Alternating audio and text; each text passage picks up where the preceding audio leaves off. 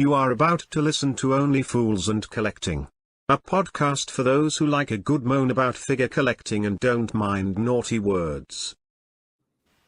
Hello, we are back. We're back from our long, lovely summer break, which was very restful and lovely and amazing. But we're back to slag off figures like we normally do every Thursday night.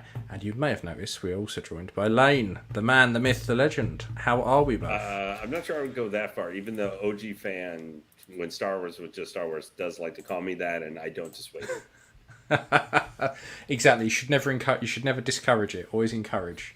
No, that's what we like. Yeah, good to have you, Lane.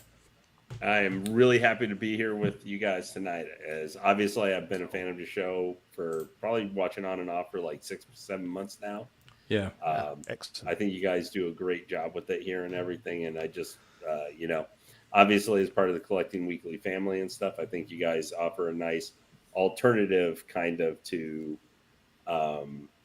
perspective and such. And hey, there's not in America, everybody loves a British accent. So we get that in double. Yeah. Even ours. Yeah, we do tend to give the other side of the coin a look. Particularly with our as Zach and Daisy, it's very, very different collecting over in this country. It's almost like a black market thing. You cannot. It's very rare that you'd go into a comic book shop if you could find one, and buy a hot toy that isn't like double the price that it came out for. Yeah. So we kind of have to trade on, a lot of Facebook and eBay and stuff like that. So it's a bit of an art form. In the UK. And just to say, just make note of the fact that we've hit another milestone tonight, episode 75, 3/4 of the way to a century. So thanks, Lane. I'm absolutely amazed we're still at it. If I'm honest. I thought by now we either would have been priced out of the market. All that tells me is you guys interest. need to realize what good chemistry you have with each other. And I mean, that you can get an audience, leaving even audience out that you guys like interacting and are willing to do that on a regular basis just to talk about something, whether you're feeling positive or negative about an individual figure or something, you guys are willing to discourse with each other and not just go, dude, you dumb. For liking or hating something, To be brutally honest, we were probably priced out of it about a year ago, but we're hanging in by our fingernails. Trust me, I only started 2 years ago. Like this month was 2 years the anniversary. But I know exactly what you guys feel like. It doesn't help that I've been a statue collector on and off since like 96.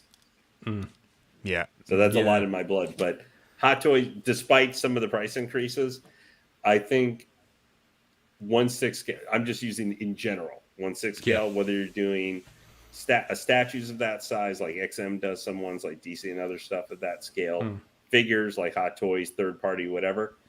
I think it's one of the perfect scales to collect in because it's big enough to have presence, but it's also not to the point where it's like, you're having to make room for a 30-inch statue somewhere, which obviously can eat up the space, but they can fit around, they also can make good things that if you have a big centerpiece, you could have them where they have some presence filling in the sides, or like you got that Vader premium format statue. Like say you decided to buy that Sideshow one because you wanted a big Vader centerpiece and you guys have a bunch of your other pieces around it. Yeah. They fit really well for doing that. Yeah. I must admit, because some of the bigger stuff, like my quarter scale Vader and like even Grievous, is just... You got to start making me jealous just right off the bat. Thanks a lot. Well, the thing is, you notice instantly as soon as you stick in the 6 scale collection, you're like, well, that's a whole cube like taken up. That's well, the quarter scale thing. Well, you know what? I do have to strike back just real quick before we get rolling through all the pictures. Is that for that one? Then I have to strike back at you for having the quarter scale Return of the Jedi Vader. It's just because that means I have to come back to you and just be, well, you want to know how I got my direct to Krennic, sir? Cool. Yeah. See, I just had literally got an IG-11 in. New, like in the box from Sideshow. Never even took it out of the brown shipper. I had a guy, I would let him know that, and he offered to trade me direct to Krennic straight up for IG-11. That's a pretty good trade. He said not bad. He was willing. I'd never done a trade, and he was willing to send me the proof, send me the Krennic before I sent him the IG-11.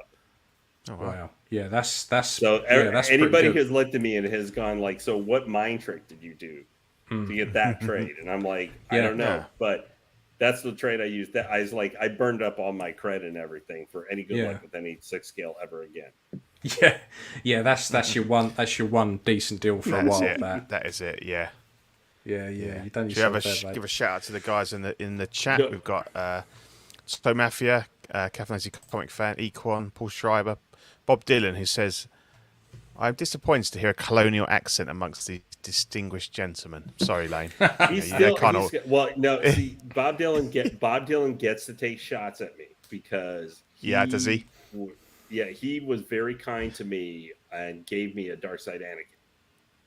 Oh, nice. Wow, okay. Which then I ran and I did actually sell it. So he's allowed. He had. Well, no. See, it was for a good reason. It was to literally have the money to be able to buy that General Grievous statue, and then the curse of Dark Side Anakin struck.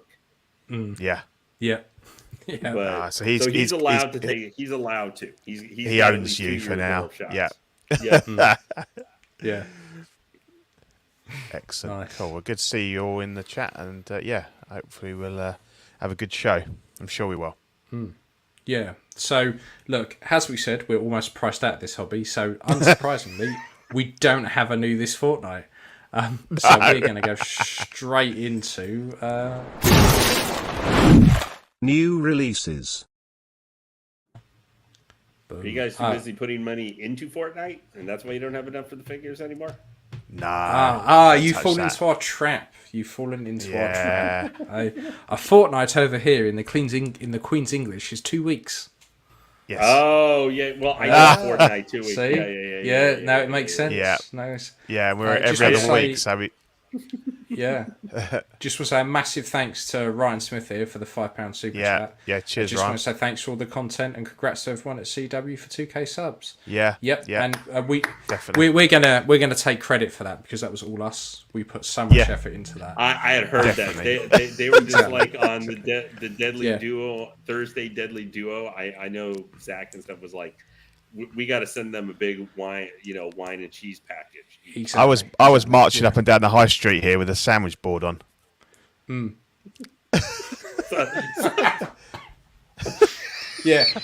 like, what's a sandwich board? Yeah. No, you know what sandwich you have them. It was the worst Die Hard cosplay he's ever done. He nearly got his head kicked in twice. It's rough out these parts.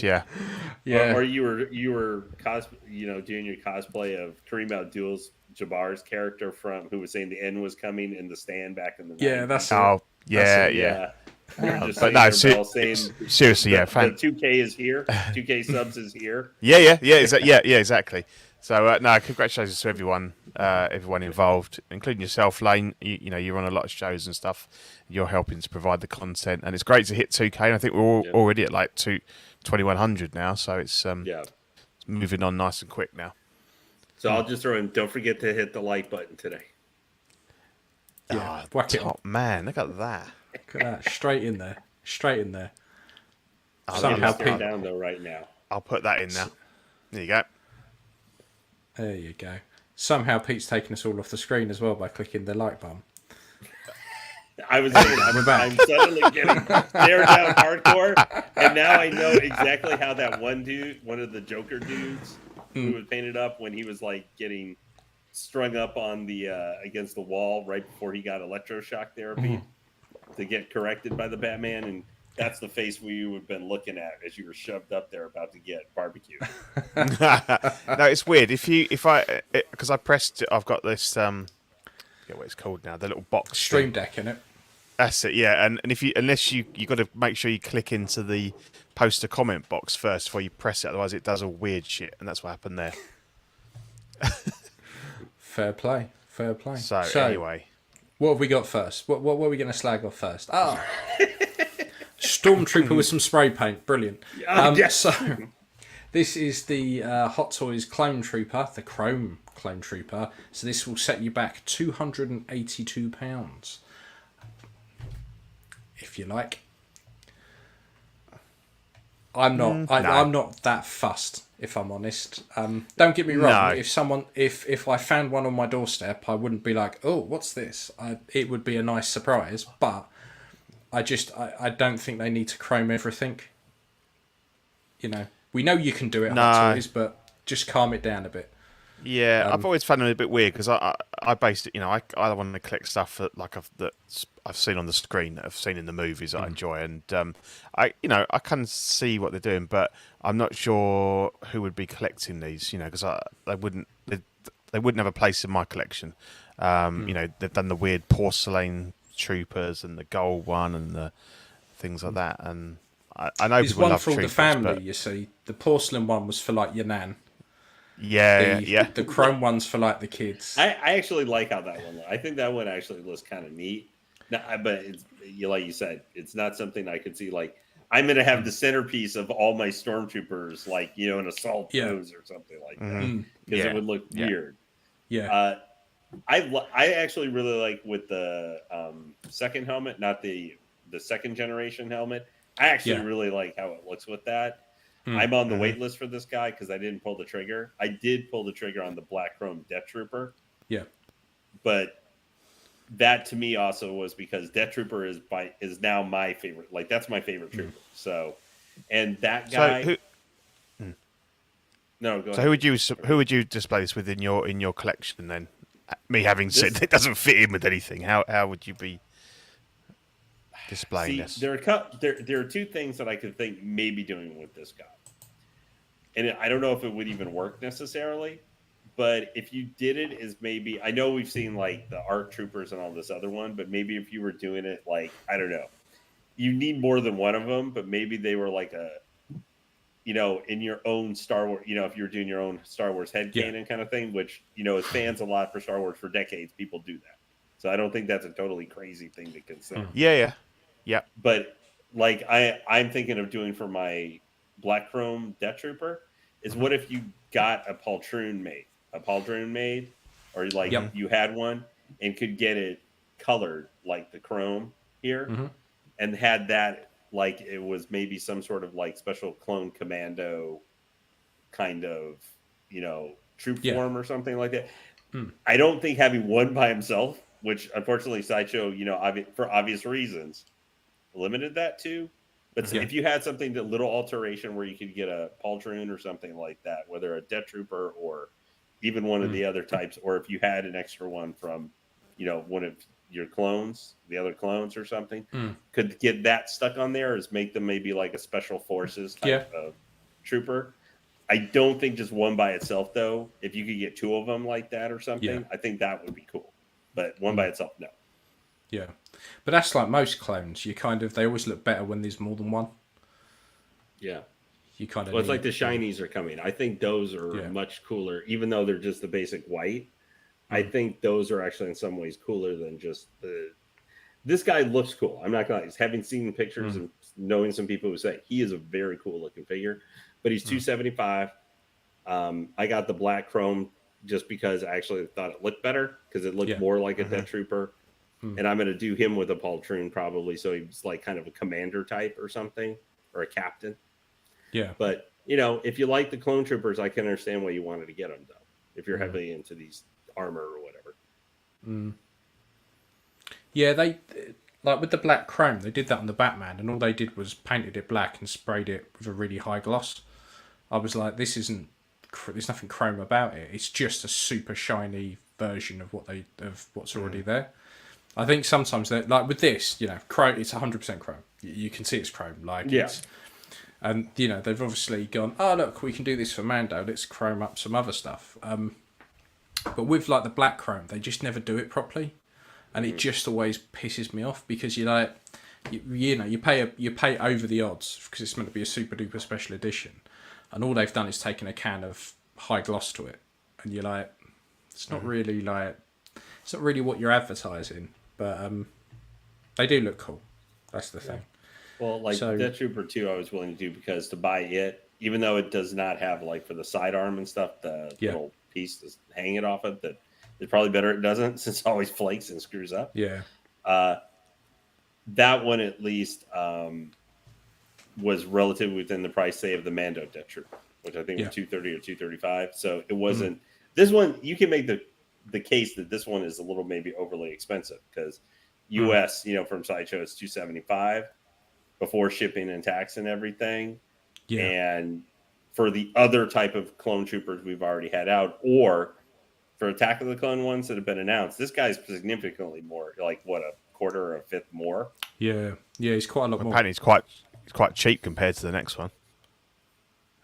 yeah. Let's have a look at the next one.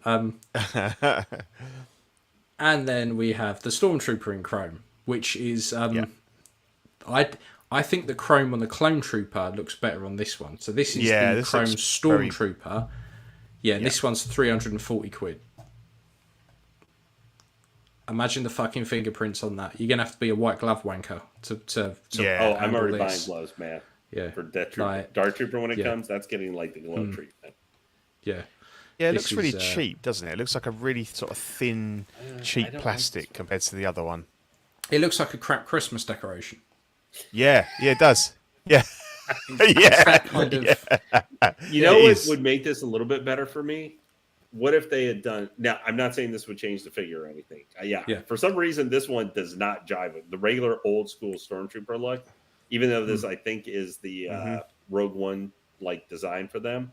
Or it could, if they had maybe the guns, the weapons had also been chrome colored or something like that, so they were like a complete match. I think the Chrome Trooper, the one thing that helps that one, I know the blasters are not chromed for that one, but like having the jetpack fully chromed and stuff, like some accessory parts to go with it, or having the other helmet, that helps. Whereas this thing, just I think if they chromed the weapons out or had been willing to take that extra step for it, having it totally match up might have made a difference. And give you a holster so you can actually put the weapon on the figure if you don't want it holding it, because it looks weird. It looks weird without the holster, and it's made. And the pictures, the two smaller pictures there on the side, the proportions look really fucking gangly. Like the arms are huge. It's like someone's put a gorilla in a suit and gone, there you go, that's a Stormtrooper. Like the arms are so long. I'm not a massive fan of the Rogue One Trooper design, and that's at the point at which they ditched the holster, and every single release since then hasn't had one. Do you know what? I never noticed that. Never noticed that until this point. Is it not since Return of the Jedi? That would have been the last. Yeah, they have. Yeah, but it was specifically with the Rogue One where they redesigned the armor, I think, to make it easier to wear, and to the sort of bigger gaps and things like that. And they just never had. They didn't give them belts and holsters, and it's kind of stuck, and it's a bit. I mean, I'm a massive fan of the original trilogy troopers, and I'm glad I've got a fair few of those, to be honest. Yeah. This is like, it's, I don't know. It doesn't look as mean and nasty to me as the New Hope troopers. Yeah, I can show you a better looking trooper than this one with better accessories. So that's the Jeddah Patrol? No, it's not the Jeddah Patrol. It's actually the Imperial Squad Leader.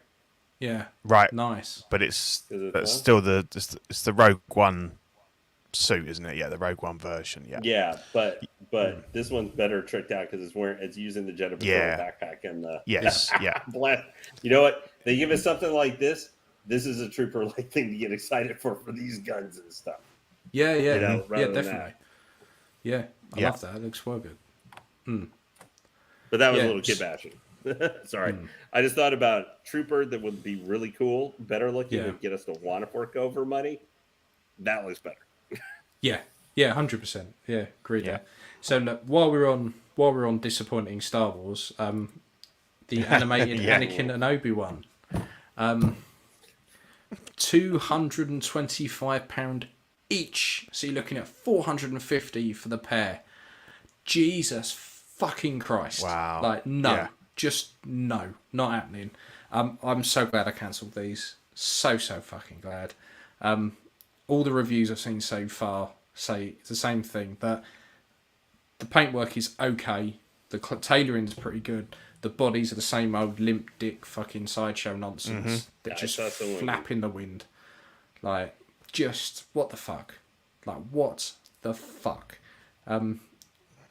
Just no. I'm fucking done with him. I'm done with anything sideshow related. I've got no I haven't faith seen in him whatsoever. I haven't seen an Obi review yet. I've seen the unboxing for Anakin,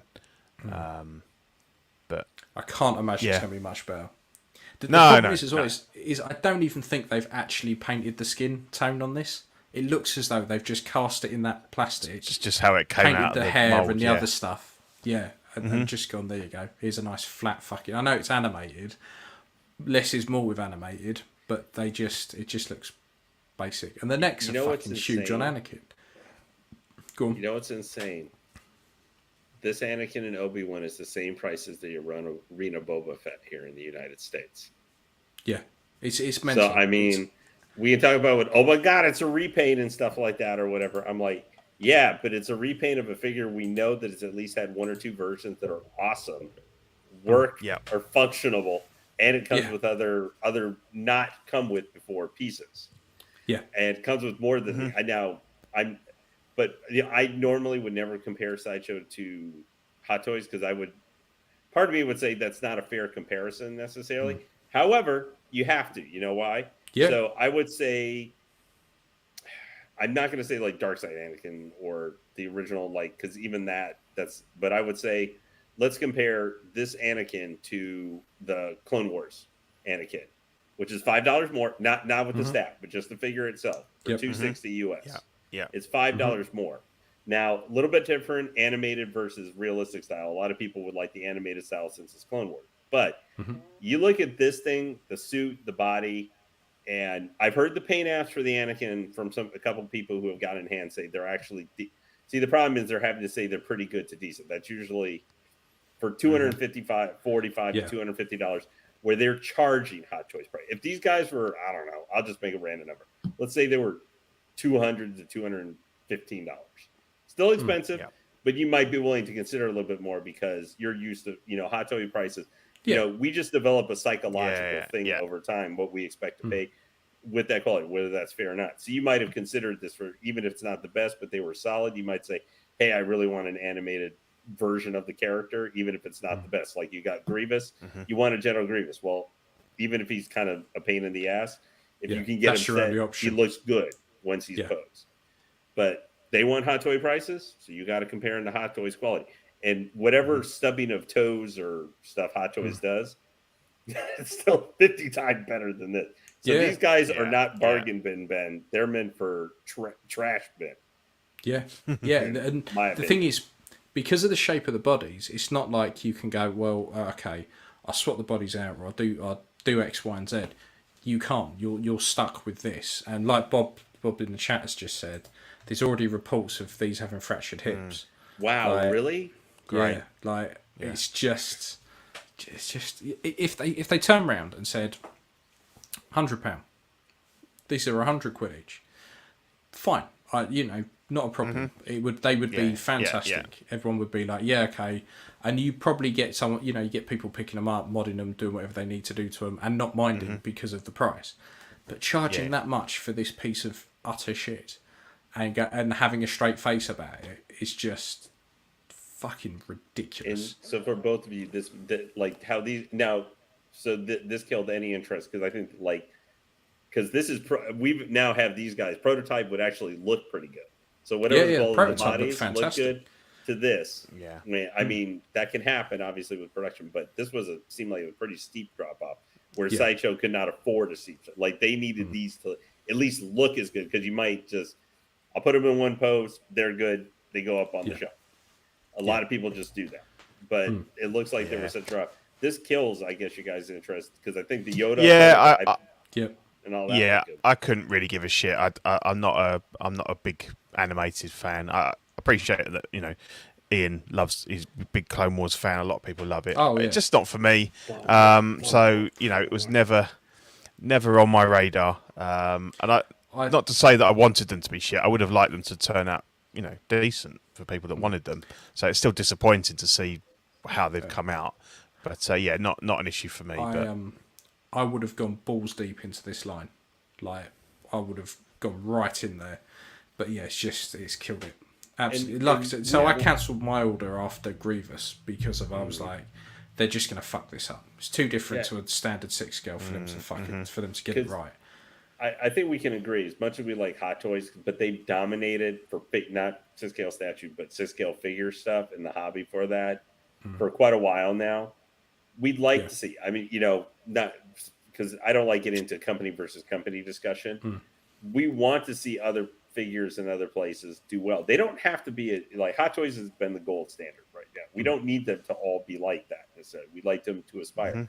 But if these figures, we want to see like Sideshow reinvent their figures so that they're a good solid alternative, maybe not charge as much money, be like I don't know, $15 or $20 cheaper sometimes for some of their figures, where they're an alternative that are made. You give competition in for Sideshow can give competition InArt or whoever, Asmus or whatever. They can make a regular steady flow of figure, not one or two here or there, a regular flow of figures for different properties that are comparable or sometimes better, because that makes it better for Hot Toys has to look at stuff and make sure that they're doing better. And I think they had that up to like a couple of years ago, didn't they? And then all of a sudden their prices just jumped, and they were at the same or even higher than Hot Toys. And you're like, where's that come from? It started off about the time when they released that Wonder Woman. That was the first one where everyone went, hang on. This is so expensive for what we've got.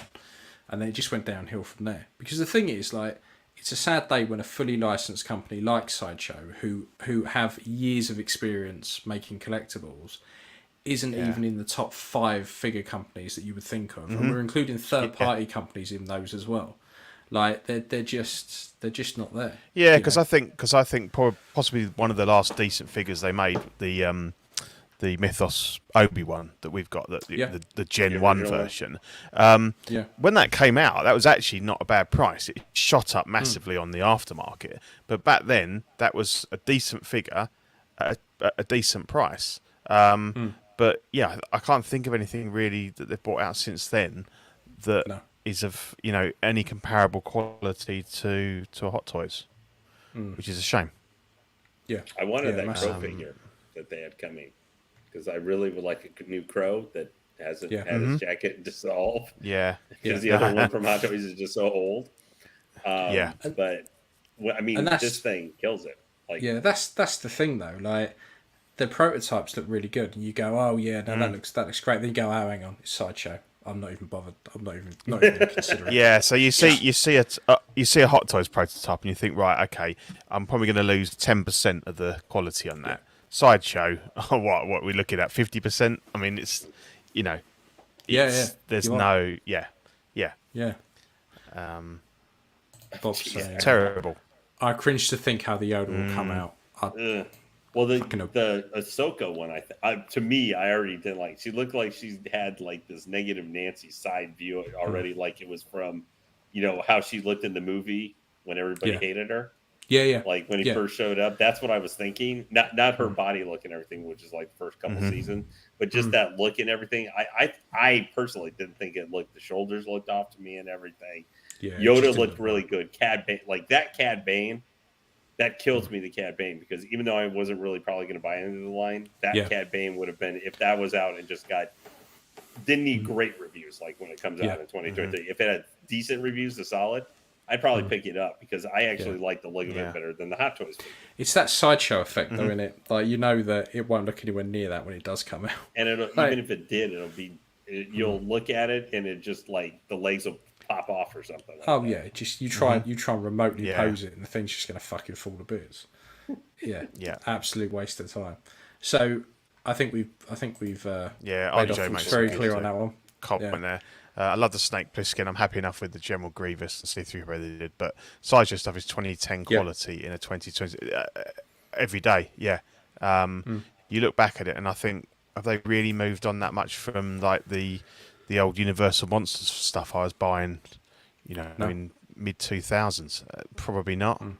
I actually like 3PO, and there's R2D2. 3PO is good. Solid alternative, because now we have some of them coming and everything, obviously from Hot Toys finally, but because for their price point and everything, I think. But human face, they can't do human. The problem is Sideshow can't do human face. They can't do young human figures. They can do old people and aliens, not a problem. I would see the Grand Moff Tarkin. He'd probably end up looking like that old lady from Throw Mama from the Train.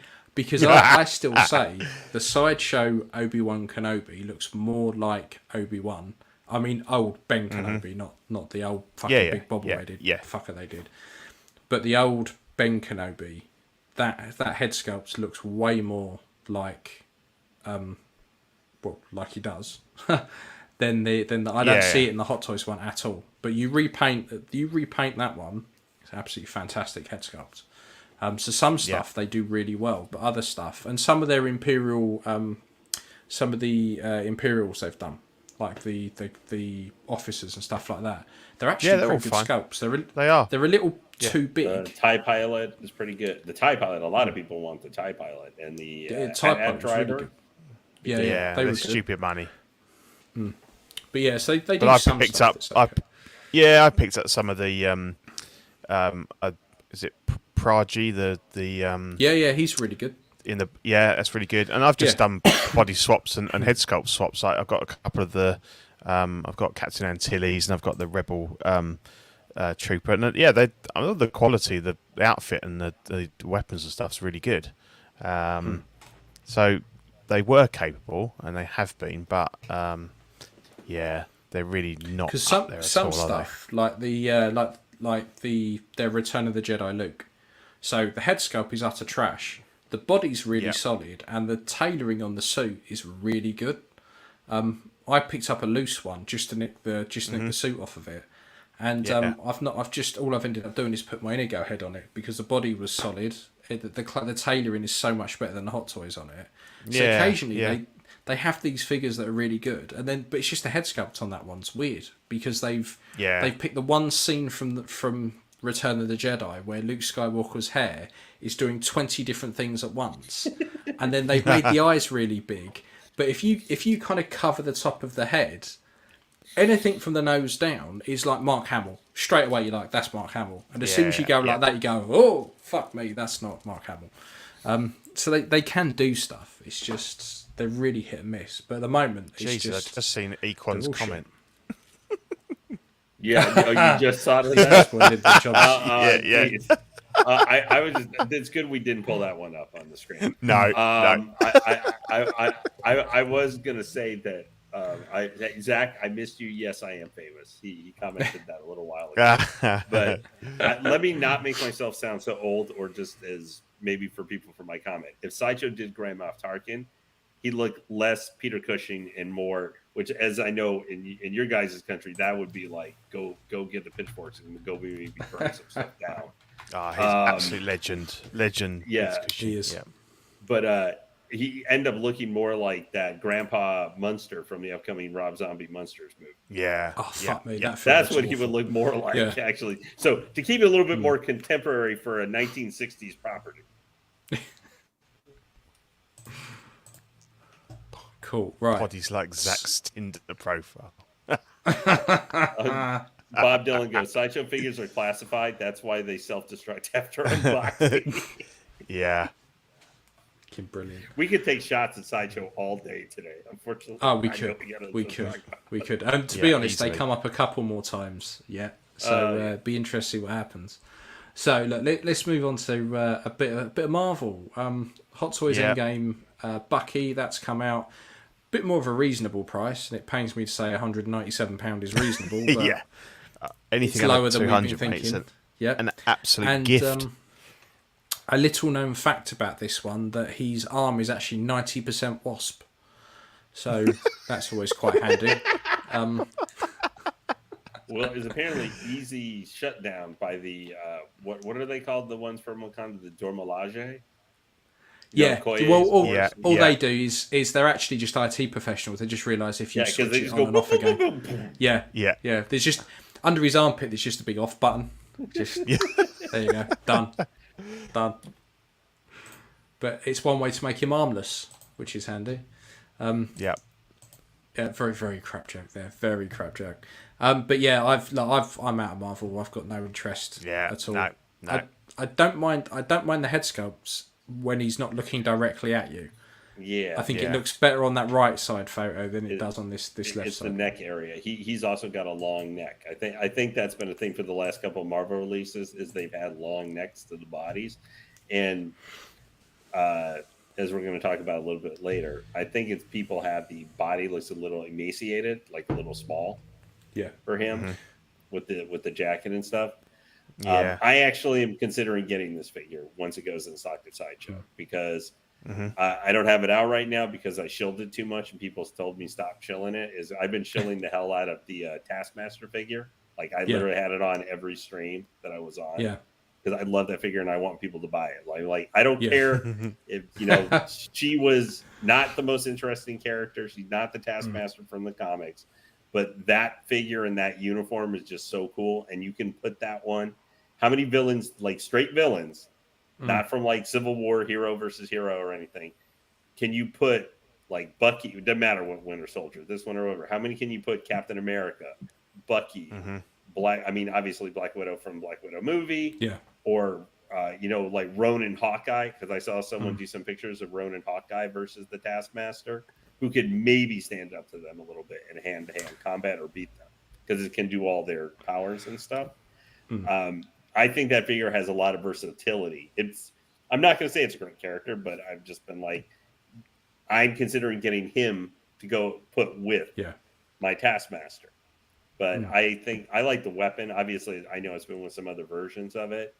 I actually like this arm better than the old Winter Soldier ones. The concern, obviously, with this guy's leather jacket is going to start, I guess, like every other Winter Soldier, pretty much, will eventually start to disintegrate over time. Yeah, it looks like that type of material. You want to say thank you, Mr. Bob? Which is handy. Fucking hell, mate, that was good. As long as someone appreciated it, that's the good thing. So have you noticed Hot Toys lately, like I said, with these big necks, what they're doing is they're ditching the neck adapters. So they make the necks bigger and have almost a built-in neck adapter. They just have like an O-ring instead now. So the necks are longer.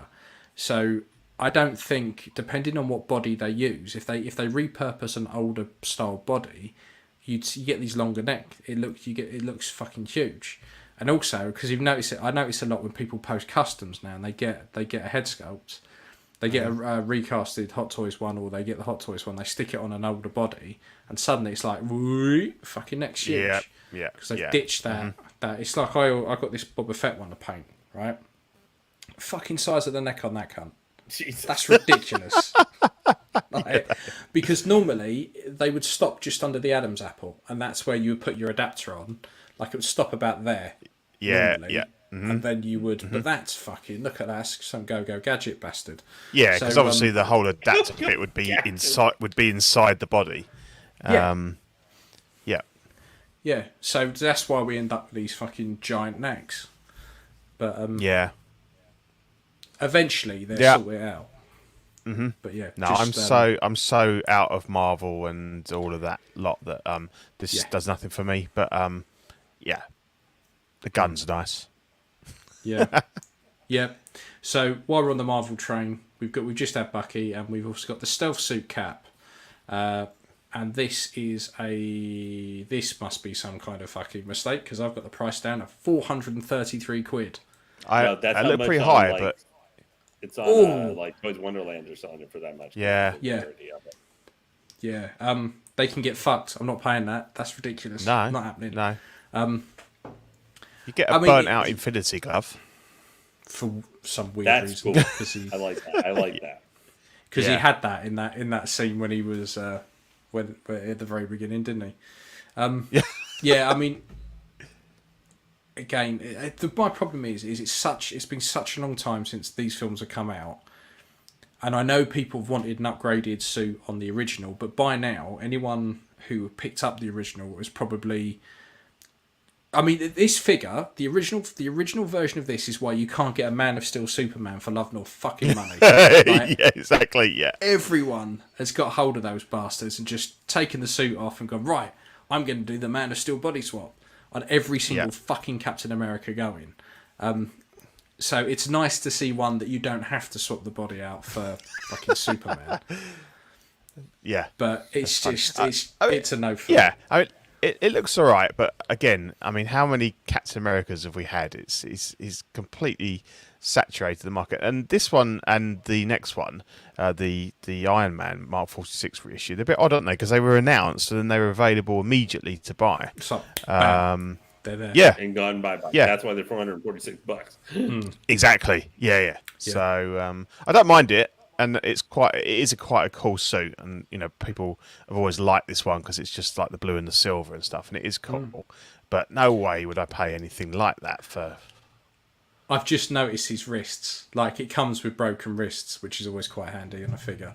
Something that looks like he's had a severe wanking accident. Look where it's bending, and look how far like up. this. Yeah, exactly. Just like you, Pete. There you go. Oh, jeez. He's Captain Tunnel syndrome. Yeah. Look how far up. Yes, yeah, good one. Is. Captain Carpal Tunnel. That's the joke of the night. Yeah, Captain Carpal Tunnel. Comedic genius. What can I say? Captain Tunnel syndrome. Love it. Yeah, it's. I actually really like this one. It's my favorite suit is the 2012, like the Captain America 2012 suit one from the first Avengers. That's my favorite suit. I do kind of like the helmet for this one slightly better than the like one piece kind of thing he had back then. This just feels weird because he was in this with the Endgame branding to it. So it's basically there's one more Endgame. You thought it was over with Loki. Yeah. Guess what? They're like, we're not leaving it at 19. That's a stupid number to leave it. We got to make it an even 20. Well, I guess technically though, no, actually it'd be 20 because isn't the Mark, the Mark 85 holographic one, the exclusive one, isn't that also Endgame? Oh, yeah. Okay, sorry. Anyway, I'm not to get sidetracked. Yeah, it's funny because Cafe Lazy Comic Fan says these barely count as releases since they were Hong Kong only. But I think the problem is Shanghai only. I think. Yeah, but then we're going to talk later about InArt, and all of their releases are only for China. But you can get them from anybody, The man on the street's got one. It's fairly it doesn't mean anything. Moment, it? It is. If you've got the money, you can get whatever you want, And obviously here you're paying a massive premium, but it's not hard to get one. They've got them on Toys Buy an Agent, so it's a limited release. If it does get released here, like on Sideshow or something, I think it's going to be one worth getting. Like if it's $250, $260 or something, if you need a Captain America, or you really like the suit. I mean, you don't want to buy it because it's Endgame because he was in the suit for 5 seconds. No, but I think that glove will be quite sought after as well. Yeah, because the only wrecked gauntlet that's come with any of the figures. So, no, they are limited. I get that, Caffeine, but I mean, to say you can get anything if you want it bad enough. So why are you guys mostly out of Marvel though? I was interested because I know you guys have talked. What about has it not been Phase 4 stuff? Is really like any is it because there hasn't been a movie or show that has grabbed you yet where you need the figure? I think for me, I very much enjoyed the movies and I kind of got caught up in the hype and I had a lot of the figures. I enjoyed the figures, but as time has gone on, they don't hold that same sort of place in my heart that Star Wars and Indy and the stuff I grew up with. So they're all great figures. Still enjoy the films. I still watch the films, but to me, they didn't have enough of a tug on the heartstrings for me to say I want to have those represented in the collection. That was it, really. So I sold them on, which gave me funds and space for more Star Wars and things like that. The things that are like always be more Mandalorian ones to take up that space. Ingrained in my soul, kind of thing, Just oversaturation for me. It's just it's the same old. It's the same old shit with a slightly different paint job. For a lot of it, and it was the speed at which stuff was coming out. You would just get something in your collection, then a new version would come out. I think there was that as well. Yeah, and it always just felt like you were chasing the latest. The latest thing. I agree. Just, because I must have owned. I think I owned three different Iron Men. I had the original Mark 7. Then I had the Mark 46, and I had the Mark 45, then I had the Mark 46, then I got the concept one. And as you said, like I know that if I'm buying something from the from Star Wars, that there's only a finite amount of characters there. Whereas with the whole Marvel thing was all set up to be every film it's a new outfit, and sometimes they weren't better, and sometimes you were like for example, I always felt that the Dark World Thor was the best one, and people was, oh no, but the Road Warren's better. But I always liked the Dark World one, and I kept that for a long time. Whereas obviously the Cap and the Iron Man, I kept upgrading. And I kind of got a bit fed up with that, and the point at which I think the first time I paid over 300 for a Iron Man, I was kind of like, yeah, I'm not comfortable with that. And I know that obviously now in the last year or two, we're getting close to that for just a standard, just a standard bare bones plastic figure. But at the time, I was like, yeah, I'm a bit fed up, like Ian said, with having this constant, oh, actually, I want the new one, so then you've got to take a hit on the old one, and they become a bit more difficult to sell unless you do them for a real bargain, things like that. Whereas, the for me, like Star Wars and stuff, it's just timeless, isn't it? It's never going to go, people are never going to get bored of it. Whereas in 50 years' time, people still be as passionate about the MCU as possibly, but yeah, that was for me. My interests were just taken in a different direction, really. It was really hard to complete a line as well. Like at the time they don't complete them. yeah, and that's the thing. And it would be nice because I like Iron Man 3. I like the Mark 42. It's one of my favourite suits. It would have been nice to get a few more, not Iron Man suits, but a few more actual people characters. Like a few, like have a Happy Hogan, have a few more actual other people than Iron Man. And same with like I'd love a Guardians of the Galaxy set. I'd like to have those because I like those films. But Gamora looks like a pile of shit. It's like the worst fucking figure I've ever seen in my life. The Guardians 2 one? Both of them. I think they both look trash. They just don't look that great. I might disagree with you a little bit on the second one. I just think, but I genuinely think a lot of that is because as soon as Hot Toys start to go down rooted hair or their version of dolly hair, just fucks it up. Just fucks it up. Yeah. And it took such a long time for them to actually complete those lines that by that point, by the point I actually thought, oh, they might actually complete a line, you've then got to go back and try and find the other figures. Yeah, and they never brought Drax out, did they, the second one? No, so you're having to fudge that.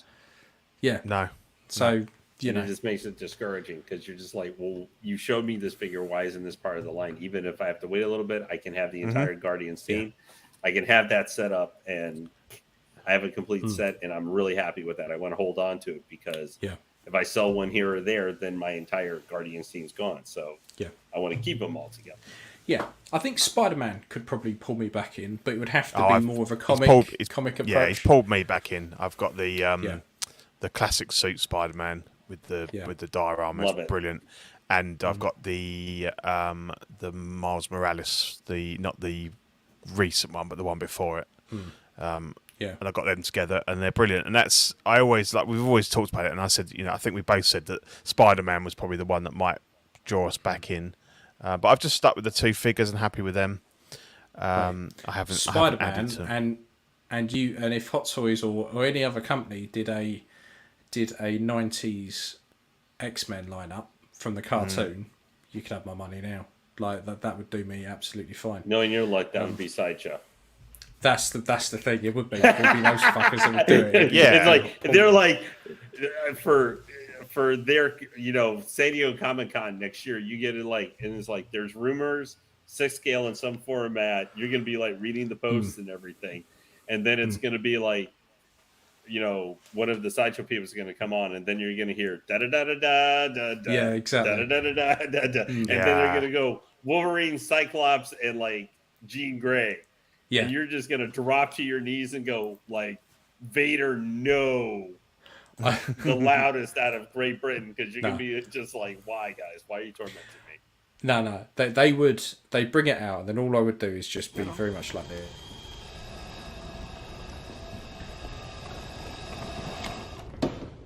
How about new? They are not catching. They're not luring me in. We kind of got sidetracked a little bit there, but I was interested because like I am collecting a little bit. Like I'm talking, I might get, but mostly when I have it isolated to a thing. I do have the classic suit Spider-Man. Currently, probably not actually good for the suit or anything like that, but I've got him with the background as he's doing the mem finger point.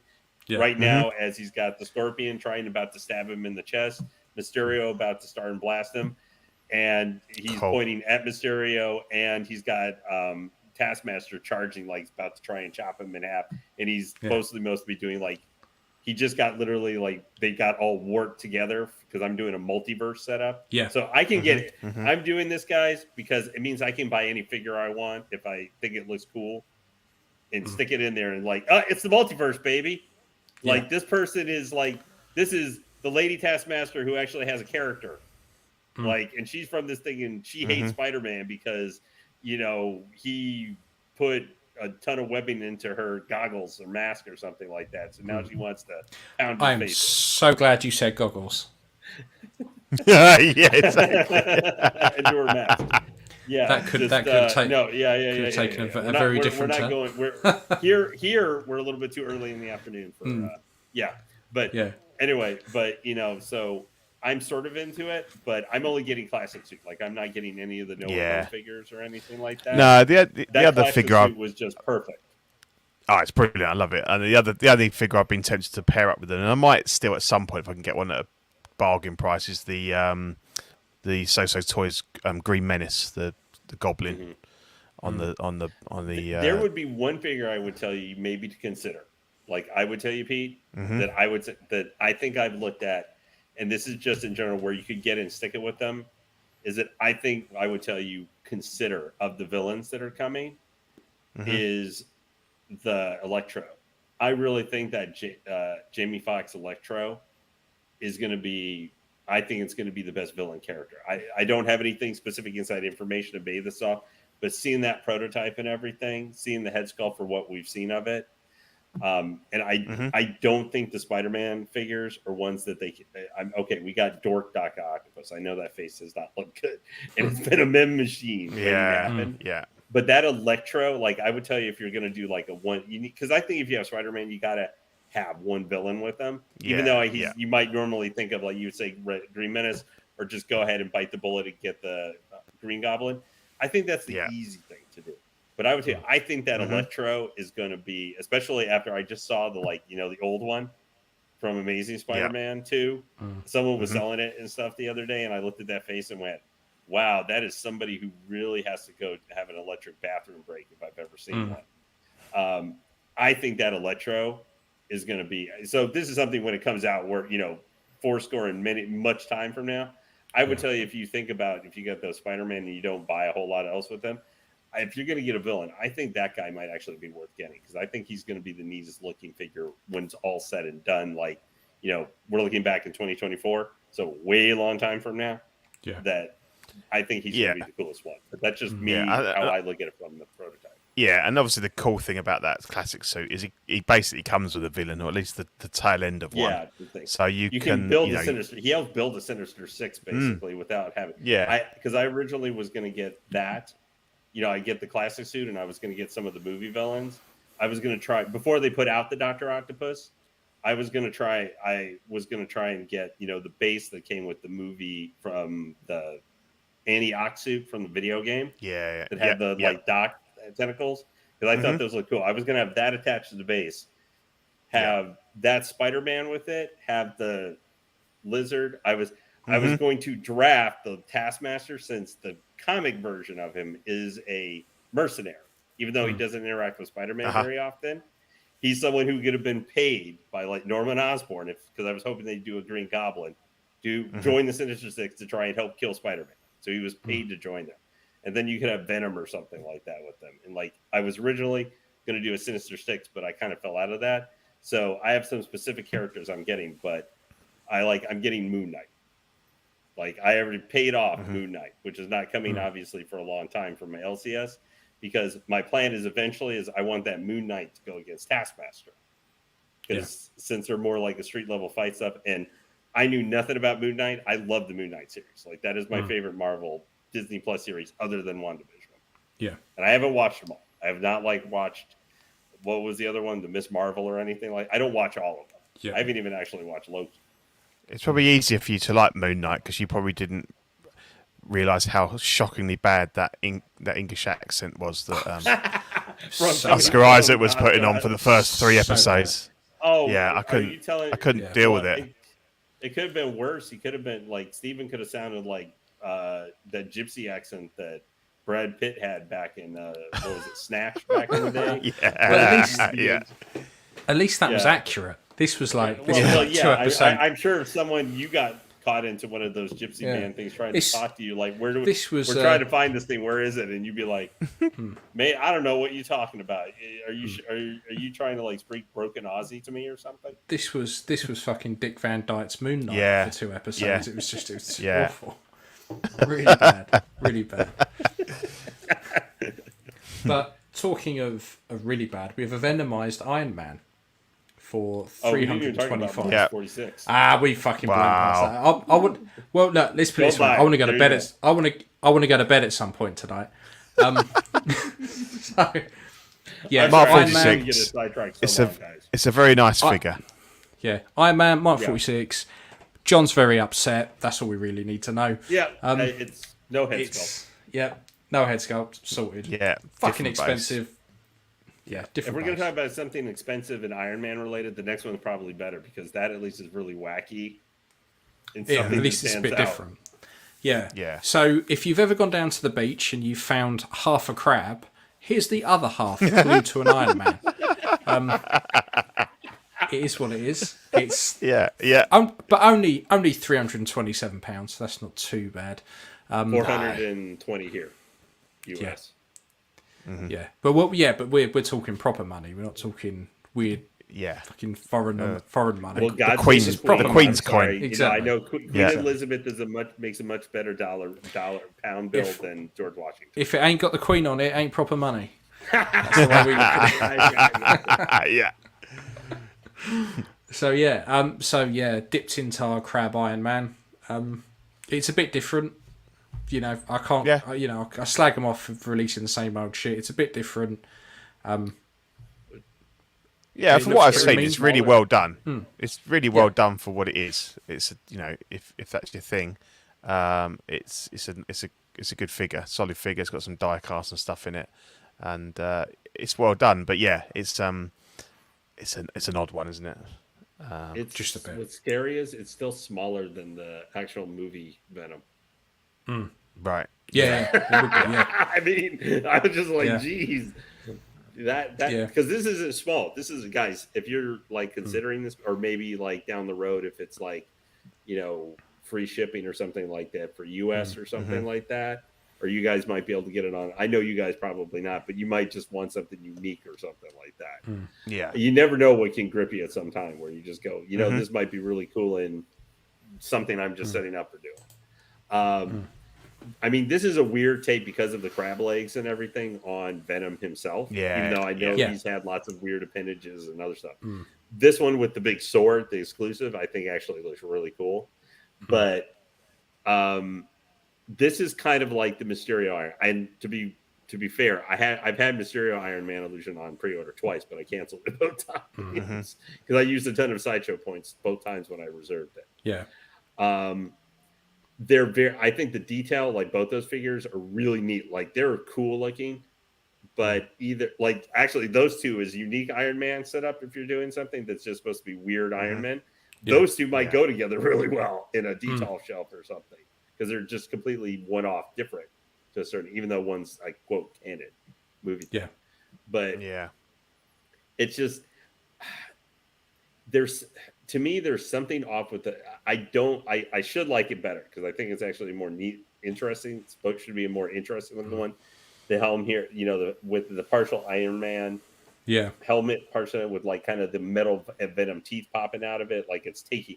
is it taking over just Tony Stark, or is it now like merging with the Iron Man armor and creating some sort of like Venom, Venom, basically? Yeah. And is that not a Spider-Man thing with the legs and because obviously it's got, well, it actually has the spider. What people want, that is the legs of the actual spider symbol, kind of. Yeah, exactly. So it's Venom after he's been merged with Spider-Man, and then he goes. Yeah, because that's where the symbiote, since he was the first one, and that's where he eventually got it from. Yeah. But the movies, obviously, because there's no Spider-Man, but like, unfortunately or fortunately, depending on how you look at it, if you want some Venom thing that actually has the Spider-Man insignia, this is the avenue you got to go. Now, well, either that or you just buy some white paint. Yeah, yeah. Well, not all of us are artistic as you, sir. Since I never packed stick figure theater. But it's a cool figure.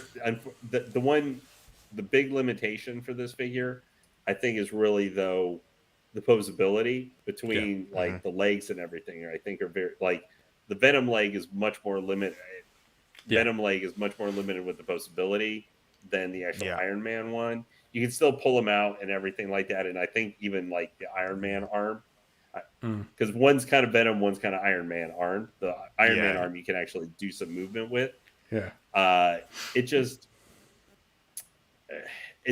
it's too much to spend on a one-off. Unlike I said, maybe you got the Iron Man illusion or something like that. You could have two of those are an example. I mean, that's like $850 almost US for it. But if you want a unique setup, you could put those guys together would be an example. But if you're not going to have anything you made a good point there. I think years ago, probably, it's a sort of figure that you might have just picked up on a whim and just to see if you like it or not. But the price of things now, it's just, you can't do it. There's no such thing as a pick up a figure for a bit of fun because the prices are just insane. And there's too many. You got 70. I mean, on Sideshow right now, I think it's 70 pre-order listed. I mean, some of them are like Mark 5 and stuff, which have been released in Hong Kong, but are not in stock. Yeah. But I don't count them as in stock till they say it there. But there's 70 quote pre-order items for just Marvel. If you guys were still pretty heavy into Marvel, or just like, I don't know, were toe dabbing your toe into certain series because you saw a couple Marvel Plus series you liked and were gonna wait for figures for them. I mean, can this one honestly? Can you spend $420, or would you need to save that for maybe, I don't know, like you guys were getting the Captain America, Bucky, and the Falcon cap? That's $575. You could save it for that if you guys were like, we got to have the pair up. Yeah. No, I get you. Right, yeah. So look, we've had a fucked up Iron Man. How about a fucked up Cable for you?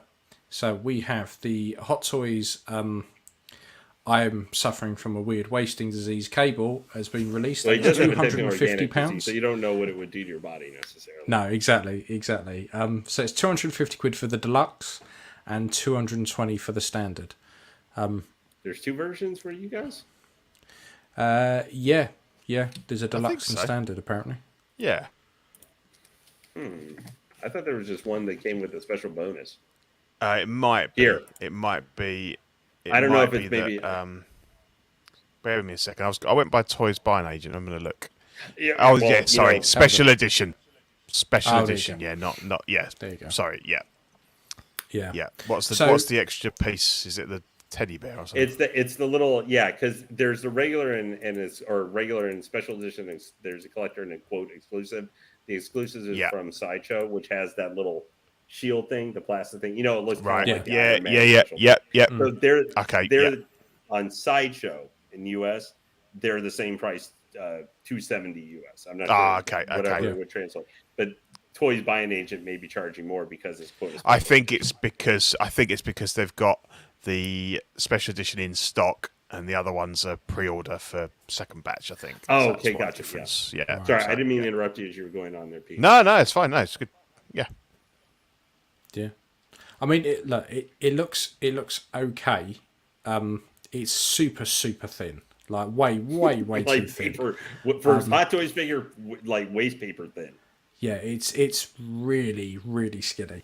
But like, again, it's one of those. If I'd wanted this, I would have picked up the Toys era by now. Like, I wouldn't be waiting all this time for this now.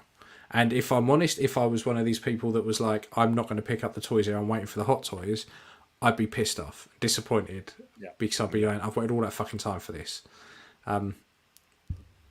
You know, it looks okay. I quite like the weird metal body part. It's just the fact that the rest of the body's a bit too skinny. I don't think the sculpt's too bad. I like the poncho in that, so I would probably, if I had him, I would display him with with everything on him.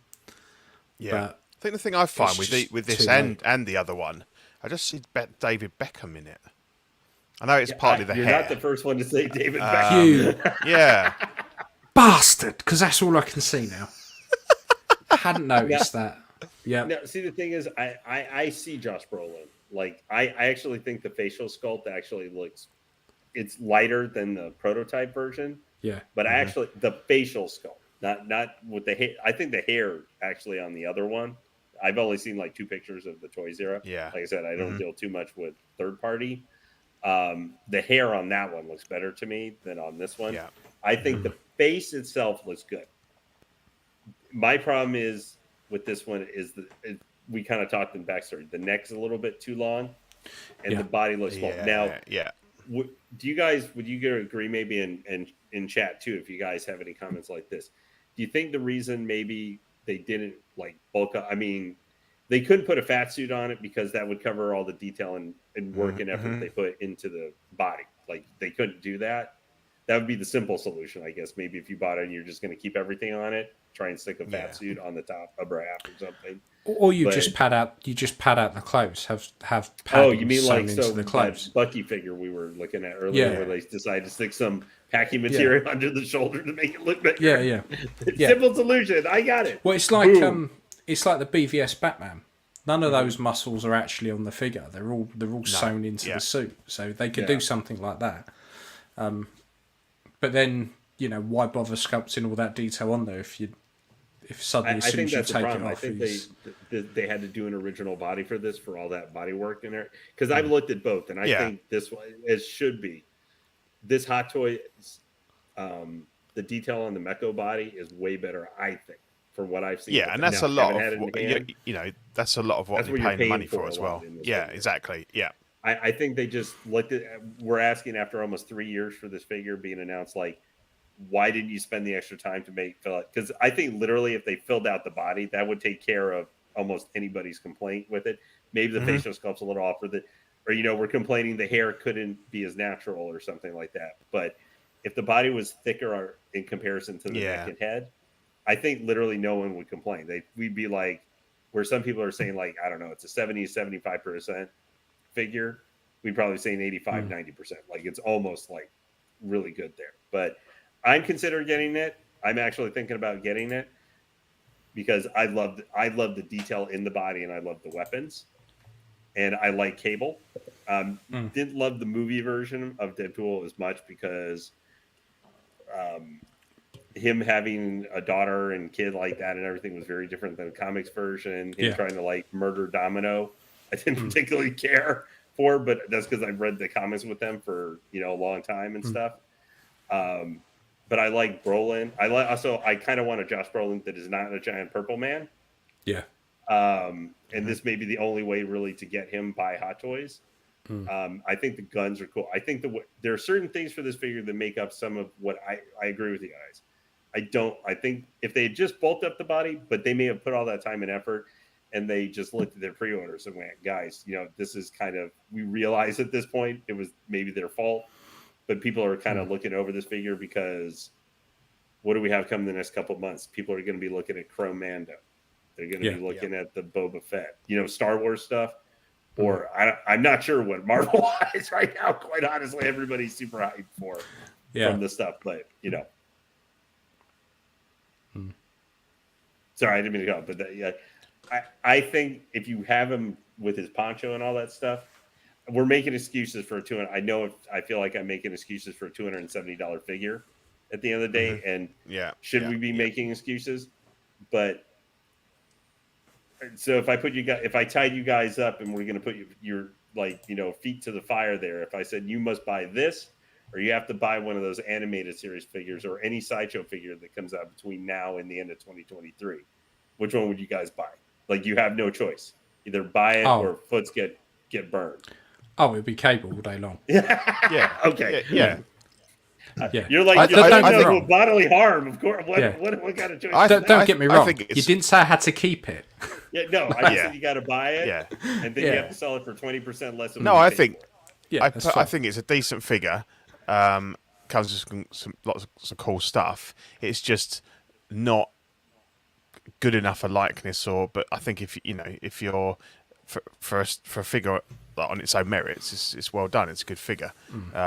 It obviously doesn't quite hit the marks it needs to be an accurate Josh Brolin Cable. But yeah, it's a decent figure. I agree with Ryan Smith's comment. He says, I heard it's the same as the Clone Wars. Yeah, the Clone Wars. I know. Right. I remember you guys talking about it. It looked like chicken fingers, like Maul or something like that, because he was so thin. Yeah. But yeah, same. Caffeinated Coffee Fad said the same thing. Yeah. It's because grown men can't not undress their dollies. That's the problem. Like. We're going to get jealous of the big muscles in there. Yeah, exactly. That's the problem. So new shit that's come out, not bad. We've had little breaks, so it's a bit longer than it normally been. But yeah, not bad. So let's have a look at the stuff that's coming up for pre-order. Coming soon. You dirty bastard. So, Johnson, show us your Johnson. We've got the Hot Toys Warrior of the Future Johnson for £237 at Q4 2023. So this and the Tyler are both the same price, same fucking difference. Yeah. So this is from a film out in Hong Kong. No idea what it is, but these look pretty cool. I quite like the look of these. They look really good. They're the orbital shock drop troopers from Halo. We've always been waiting for Hot Toys to make. Yeah. They're pretty similar to the LDST figures, to the troopers. But they look really cool. I mean, I'd be interested in watching the film. I don't know if you can watch it anywhere. Obviously, it's a Chinese production and was postponed for a couple of years or something. It's big budget and stuff. But yeah, the suits look really cool. That's the sort of figure that I'd probably just buy one just to have as a, just to. Yeah.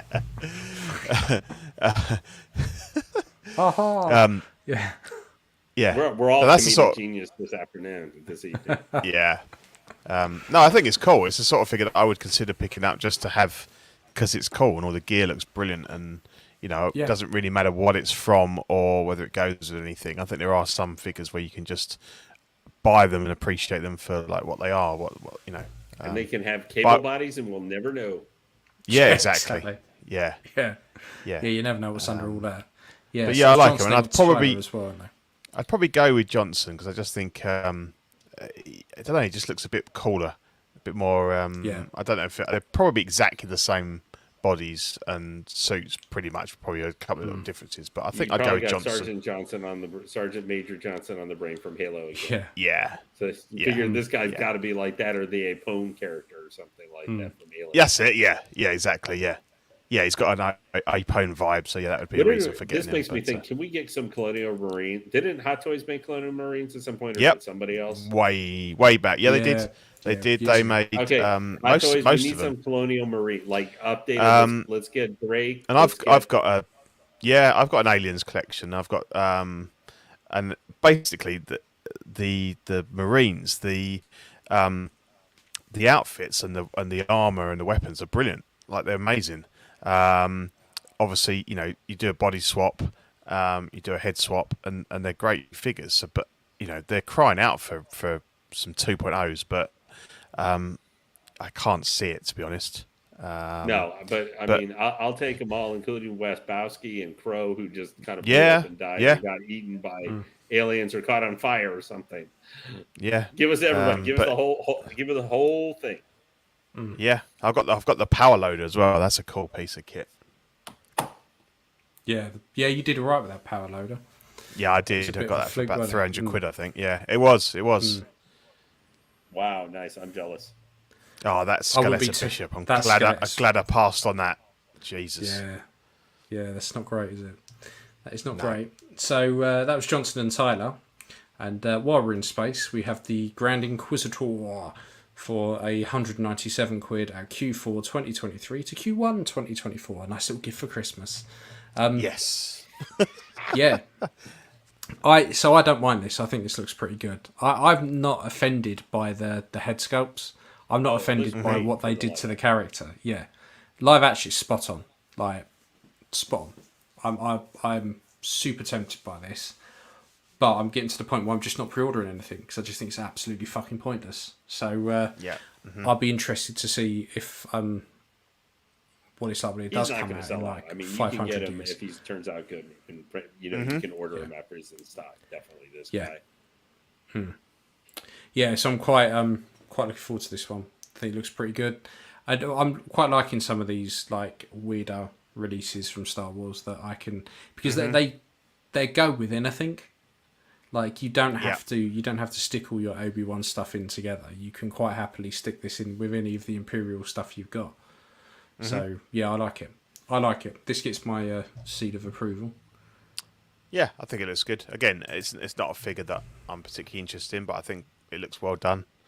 And it's a different look with the saber and stuff. So yeah, it's pretty cool.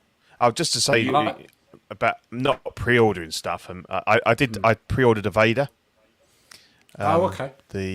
I was umming and ahhing about it. But obviously you've done me that sculpt for Obi-Wan, so I'm going to put that on the Mythos figure. And I thought, fuck it. So I ordered it from 1/6 kit because I had to put 50 quid down, I think. So yeah. So despite me saying that wasn't pre-ordering anything anymore, I did cave on the Vader. But yeah. No, I don't blame you on that one. If there's one you're going to cave on, that's probably the one. Yeah. So that was the Inquisitor. He's cool. So now he is very cool. Now we're going all Black Panther. One thing I would say too, they don't show in the pictures there, is that he comes with 2 of his lightsaber. There's the LED light up one, and they're also coming with a regular one that does not light up too. It's 2 separate lightsabers. It's not the plug-in bits. Yeah, I think this one is going to plug into something to light it up, maybe, or something, because his chest also lights up. You know, the little thing on front there as well. Oh, okay. But I don't know. I think it's I think that I'm not sure. I'd have to look back at the all the gobbledygook on Sideshow exactly what the breakdown on it. But I do think it is kind of funny that he comes with a Vader, holo, where he had to pre-order the special edition of the Vader to get the holo of him. Yeah. I was like, I felt like that was a little bit of trolling almost there, a little bit. He's cool. The thing is, at the moment with all these fucking stupid hollows, like they keep shoving them in and keep going, get the super duper special edition with the hollow, and I think no, because it's just going to sit in a box because no one uses them. They need to do more for these special editions, like you guys say. You're kind of until you get something where it makes it absolutely necessary to do one, like get an actual thing. This one I would look at like do what they, because they did suck me in on too. I did 2 pre-orders on some of the summer showcase stuff. Yeah, I did the Iron Man because I wanted the crest head, and I decided not to get the Mark V. So that's going to be one Iron Man is going to be the Mark III. Because I already got Iron Patriot. I'm getting like one of each of the things. I've got the War Machine Mark I been pre-ordered and paid off the reissue forever since like last summer. I still pre-order guys because it's like I've been doing it since I did video games back 35 years ago. I can't help it. Part of my DNA. But it's funny because we were chatting about that Vader, weren't we, on the last show, and you were saying, Ian, that you'd go for just the basic one because you wouldn't want the other. The full mask, the chest box, and the base. And I saw your point, but I figured, do you know what? For 30 quid, I couldn't not buy that one because those pieces are worth way more than £30. Whereas you could sometimes sell those for way more than that. Exactly. Yeah. Whereas some of these, you're paying 30 quid for the hologram, and that's not worth it. Like so I went for the RoboCop because it came with the damaged chest. To me, you need more pieces like that, where you guys and a lot of collectors are like, I don't know if I want to pre-order it, or at least even you might be willing to, like, I'll pre-order within maybe 6 months of when it's supposed to come out, kind of time frame, or wait to the year. Year it's supposed to come out before I pre-order it. Yeah, to get you guys to want to pre-order something like way in advance, like within the first couple of weeks. They need to have stuff like that where you go, man, this is kind of a make or break thing for me, because I can look at that and go, I would use that on a regular basis, or I might use that as how I'm going to pose the thing. If you were that damage chest might be your preferred way to look the RoboCop. And you're going to pose them with that, like day one, you'll take some pictures of it or something, or look at it without the chest on it. And then that's going on. And then for the next 6 months, that damaged chest is going to be the one you have on it. Because you like that look more. Problem is with pre-ordering as well is, in general, the price to the deposit you're putting down has gotten quite a lot bigger. Like some places I know are wanting almost like 100, 150 quid put down. And it's like, with TBA you got to put half up front. Yeah, exactly. Which, for a figure that's not coming out for like 2 years, like that's too much. I've seen too many companies that started off fantastic and brilliant go down the pan, and if you're only losing 20 quid a figure, not a problem. If you're putting something like 150 down, that's just and that's why I've switched to OSK now. So I mean, I've always used OSK anyway for bodies and heads and stuff, but I think now, because I think the Vader was £300 with £50 down, whereas obviously I'd have had to put 150 down with TBA, and that made a difference. It was a little bit more expensive, but not by much, and I didn't want to put 150 quid down. So not that I'm worried that he's going anywhere, but that's a lot. Times are tough, and and Well, you're putting that amount of money down of what effectively you used to pay for a full figure. Yeah, I know, and that's only half of it. You're not getting anything. You're not getting for 2 years, for like 2-3 years. If you like. Yeah, exactly. Yeah, exactly. As we were just talking about previous release. Exactly. Yeah, exactly that. So that was the Inquisitor. Let's have a look at Black Panther. So Hot Toys are at it again. So this is the OGC, 215 quid at Q4 2023. Looks pretty decent. It looks better than the original release. Definitely. He's got some fucking shoulders on him. I'll give it that. He has. Man of Steel. Anti-shoulders of Cable. Yeah, that's... to answer Ryan's question, do you pay customs with the OSK? I have never paid customs with OSK, and they're really good now because they use this new shipping thing, and I've been getting stuff within like 5 days. So they're fantastic. Can't fault them at all. So no, you're pretty safe with them, I think, Ryan. I can't guarantee, obviously, but I've never had any customs charges with OSK. I love this figure. I think the head sculpt's brilliant, and this, I think, is one I haven't ordered it, but this is something that I would consider having just as a tribute to Chadwick Boseman, because it's so sad, what happens to him, and when you found out how he'd kind of soldiered on like through the movies, how ill he was, all that kind of thing. It's almost like I feel like I'd want to own this just to have it as a kind of out of respect for him, really. And it's a figure that could just be on its own on the shelf, and and it would be representing him as a person, as opposed to Black Panther the character. So I would be tempted.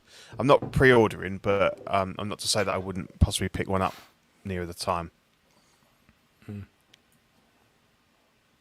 Yeah, and obviously it's a kick in the balls to all those people that paid 600 quid for him for the original version. How is that new? What about the Mark 46 people? Well, yes, I know. That was a missile shot to the groin.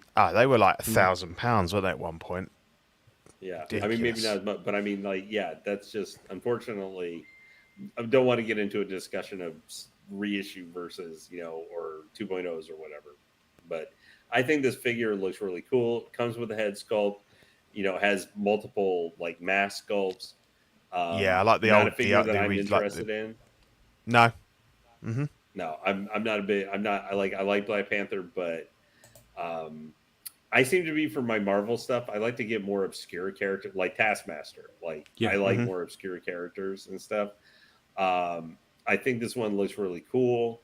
The parts that come with it and everything, I think, are great. Obviously, I guess I would say you guys could make the point to me. Well, he's a guy you could put against Taskmaster in a cool, suit kind of pose and everything, since he does steal his powers. I think it looks really good. It's a price point here. I think at $285 or something like that, $285 US on Sideshow. And this one I think could be, especially with if the Black Panther 2 movie is good, Wakanda Forever, coming out in November. I think if that one ends up, even though he's not going to be in it, he's going to have probably somewhat of a presence. Chadwick Boseman will at least have a little bit of a presence in it. Yeah. I think that this figure could take off. I think pre-orders in this one could go. I mean, I assume they're not going to be, because they're not going to be doing him in that movie, obviously. Like a figure from him. I think they're going to have I think they're going to have like his funeral, aren't they, to open the movie, something like that. To mourn him kind of within the MCU. And this is gonna. I think if that turns out good and there's good positivity, which we've only had, I would say, a phase 4 right now. The only movie I can think of that everybody was positive upon, like 95% of people, was Spider-Man No Way Home. Like that's the one most people seem to really popular. Yeah. There have been, I'm not saying all of them, like I love Shang-Chi. Like Shang-Chi is probably my favorite movie, actually, maybe, or at least on par almost with Spider-Man. Because I've seen controversially, I really enjoyed Love and Thunder as well. I thought it was great. So there are people who can help you online now. We can get you with a registered psychiatrist and everything. I thought it was just Eddie. I thought it was just Eddie that hated on it, not you too. No. I haven't seen it myself. This is just for making a joke. Well, no. See, the big thing is, the channel Geeking Out, with Nate and stuff like that, who I'm often on. Their big thing is Thor: Love and Thunder, and I'm willing to bet probably Bob Dylan's listened to it, and some other people in the chat and stuff. Oh no, Eddie's there. Oh hey, he's defriended me. Aw, Eddie, don't do that. Be nice. I'm just surprised we found a film that Eddie's fucking seen. Yeah, exactly. Wait, no. See, what Nate does though has me for Love and Thunder, even though I've done this a little bit too. He has as part of his thing when anybody does a super chat. Yeah. Part of what he does, other than like we get the Dom, I don't got friends, I got family, is the goat yell. Yeah. Yes. Yeah. From that, where it's blah, blah, blah. No, and I got so annoyed with it one thing, and I was just listening to this thing because I know there was one stream that like people did tons of super chats saying let the goats go. I don't know how many they got, but they were getting like $2 and I think got a $50 one at one point, telling me I was good, but also mentioned I think needing goats. So there was literally like a half an hour. Like I am not kidding. I think it was 20 minutes of goat yells from that movie. Yeah, that would get annoying. That would get very annoying. So I was at this point. I mean, the one time good thing I think when I wasn't on the stream for that one, so I was like, I was fine with it there when I'm in the chat because I can just turn the volume off. Yeah. But so I think that is what is just the goat yell now I have stuck in my nightmares when I go to bed at night. Yeah, I can understand that. Yeah. No, that was definitely not perfect, Lou. If you saying I sound like that, man, then I'm gonna need to go get my vocal cords checked. But this is back on topic again. Like this is I think this is going to be a really great figure. Like when it comes out, like I would not be surprised if we talk about this being one of the better made. Now the thing is, as we were just like talking about with Cable and stuff, I don't expect it to happen with this figure. This is one of those ones that are going to make sure at least it's as good as the previous one that came with it. Yeah. Like, but if like this Chadwick Boseman head sculpt, it's not going to be a Tony Stank thing, but they have to make sure that like this is relatively as close to the prototype. You know, you can't have an animated Clone Wars with this or something. Yeah. No, they've got to nail it. Yeah. Yeah. Yeah, they've got. Yeah, they don't do it properly. It'd be fucking. Yeah, there'd be murders. There'd be murders. Like this one. Like this one. With the spray painted nipples. So we've got. Is that supposed to be? At first, I thought that was M'Baku for a second. You know, the guy who's the man ape in like the villain character. He's not that character and stuff. Yeah. In the.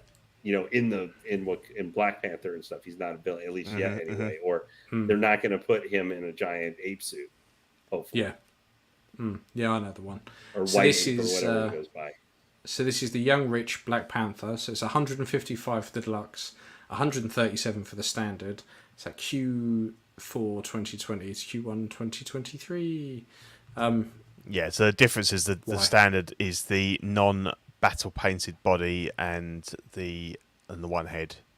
Deluxe is the painted body and the two heads. If I'm honest, Pete, I don't think anyone's interested. No one's going to be picking this up. No. Deluxe or non-deluxe. It looks, honestly, it looks pretty, like, it looked like it borrowed Cable's arms. I'm just going to make shots at, like, single jointed. That, yeah. I mean, that is, there's some long arms as well. Like, But what's more amusing is they're selling that body on a long neck, too. He's got a long neck, too. They're selling that body separately as well. Are they? Really? Yeah. Why? Yeah. I know. And what was, you can have it with or without the with or without the war paint. Why would you have it without the war paint? Doesn't that like defeat almost the entire purpose of the figure? Pretty much. Yeah. All I can say is that you know how I said earlier I would look at a figure that I could be seeing falling into the trash compactor. This would I see kind of like on the same conveyor belt going straight down the chute right along with the Clone Wars. Yeah, it's not great. The Clone Wars figures. Young Rich have really fucked up lately. So they did their Into the Spider-Verse stuff was really good. And then everything else they seem to be releasing is just not great. It's like a massive step back. So yeah, that was it's bad. That. You guys really just wanted to show the, like, you know, if anybody in the chat, which we're now, I think we're up to about 31 people, which is nice. Thank you, everybody. We've had we maxed at 36. I think we need to have you on every week, Lane. Yeah. but I can tell you right now, if I was considering buying this, like, let's say I wanted in some form or fashion a Black Panther or T'Challa, like in costume and, you know, like warrior or in some form out of it, automatically I could look at these and I would just, the arm joints and the ankle joints and everything would make me insane. Like I would look at it. I mean, to put it in context, I bought like the Harley, one of the Birds of Prey, the 281 with the jacket, because I thought I could get past that. It's why I several times turned down even the Suicide Squad Harley, and because I really want that Margot Robbie. Like that's my favorite look that her character. I thought I could get past it. I had that figure for like 2 weeks, and every time I would look at it, I would look at the wrist joint. It's why I have a problem even looking at, say, like the Shang-Chi figure. Yeah, you know, because that jacket and it just pops up with him. I know that happens just with these figures. They're action figures at the end of the day. But like looking at this guy, she drove me crazy to the point I sold her. Yeah.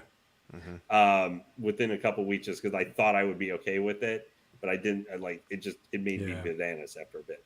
This guy, if I had it, would be just like, I don't know. I would take him out to the trash bin and throw it out. I think after looking at it, I'm serious. Like in 2 days, it would make me crazy because I don't think anybody would actually buy it, and I'm not sure I would curse somebody with having to see joints like that. It's why, you know, people talk about if they ever did like a Slave Leia or, you know, Hut Slayer Leia or something like that.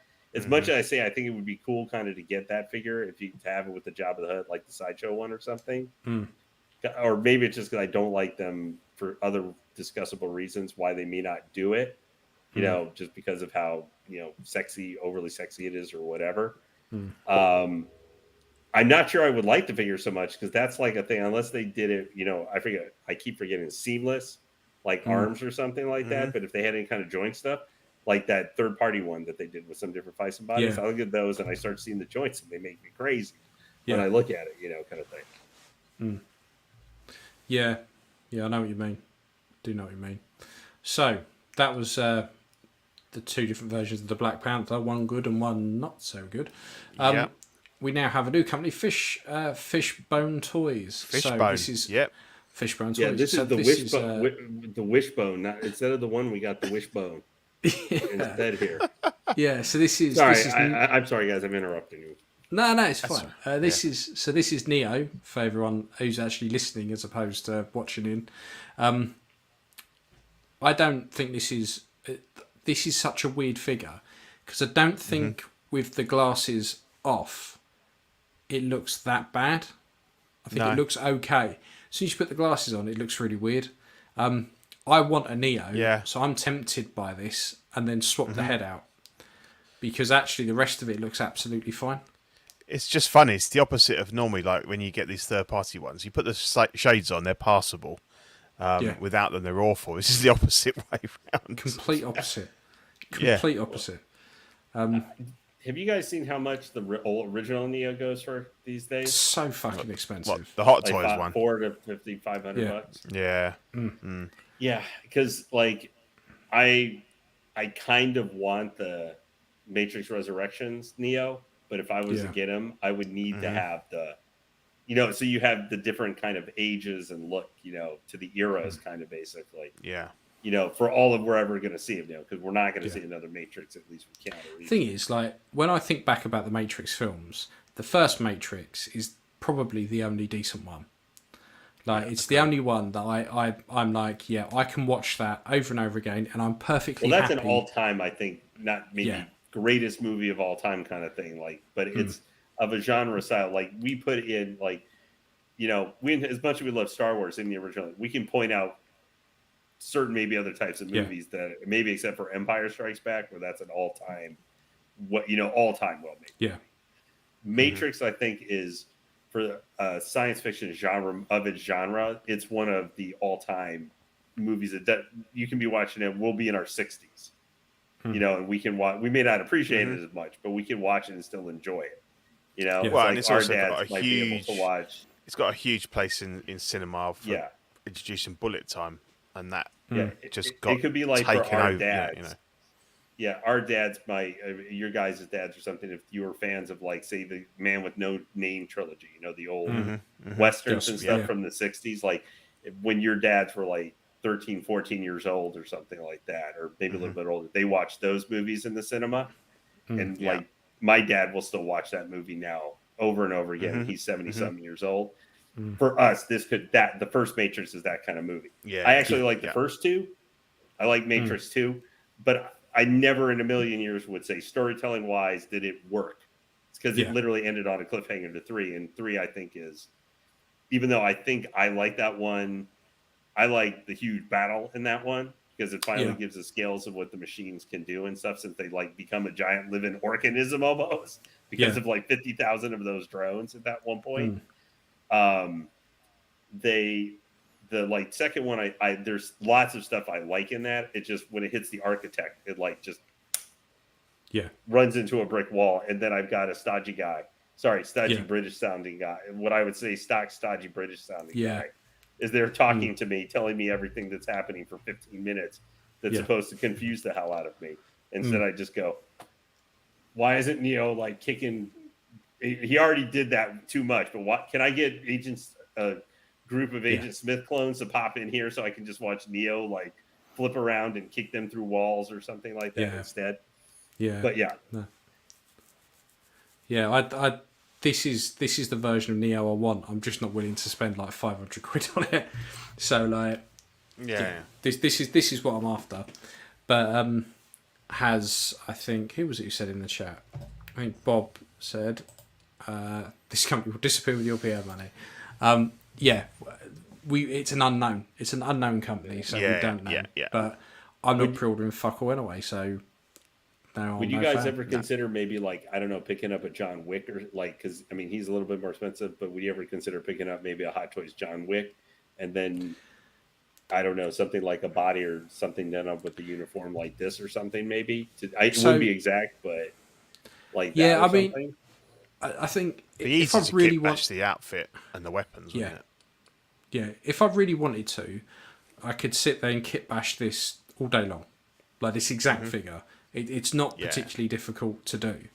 I'm just being lazy, and if someone can go, well, we 90% of the time we'll be like, hey, Hot Toys, if you'll, this is like $140 or something, 50 US, and if you could call up Howard Chan and just say, hey, Howard, could you do another Neo kind of like this?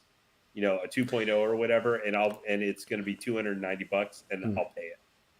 If just save me the effort, just put it out in a year, and I'll buy it. If a company like this can come out and it's 90% there for the price, I'll quite happily put the extra 10% of effort in to get it where it needs to be.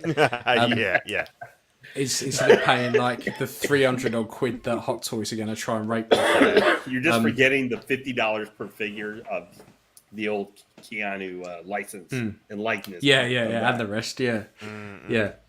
So so they've got this, and then they also have the Assassin, which is V from Vendetta. So that's 155 as well, and that's out about the same time. And you get a little penny. So you kind of get. I like this one. So I don't remember the scene with the. I don't remember the scene with the penny where he was pre-op. So I'm just not remembering that quite as right. But I like this figure. It looks pretty cool. I've always wanted a V because he looks very, very cool. So for 155, this looks pretty good. Yeah, that shot on the right looks really good. Yeah, with all these gear 100%. On and the daggers. And not having to worry about a facial sculpt and everything really helps with this. Like, they can just go and obviously I forget what was the guy who was the basis for these masks that are popular. Guy tried to brighten up. Guy Fawkes. Yeah, the Fawkes mask. Like, obviously, those are, you guys have had things like that for a long time. A few hundred years. Yeah. This is, I think this is actually could be a win, but however, depends on the body. Like, this guy, if this V, you're going to try and put in some, cool kung fu poses like Neo or something, because I to see him just kind of sit around there like he did sometimes when he was talking to Natalie Portman. I don't know if that's going to be at the top of your list. No, I don't think you're going to have a problem. This would be a standard 6-scale body with the butterfly joints for elbows and legs. It'd be because it's a cloth suit. I don't think you're going to have any worries at all. No, it'd be fine, and nothing's exposed. It's all clothed. So I think. Are you guys considering buying it? And even if it was potentially, even if you had to spend an extra 30 quid on a better body, it's still a bargain. It's still under £200. I'm not a massive fan of the film, to be honest. I do like the look of the character, so I probably wouldn't pick it up for that. But I think if you like the if you're a fan of the film, I think it's probably worth a go. And obviously, we don't know who Fishbone Toys are, but as long as you order it through one of your reputable resellers, once it's Kit or whoever, then you're going to be safe with it anyway. You're not going to lose your money. So what I find quite funny is we've got this company Fishbone, right, and the company we're going to talk about next.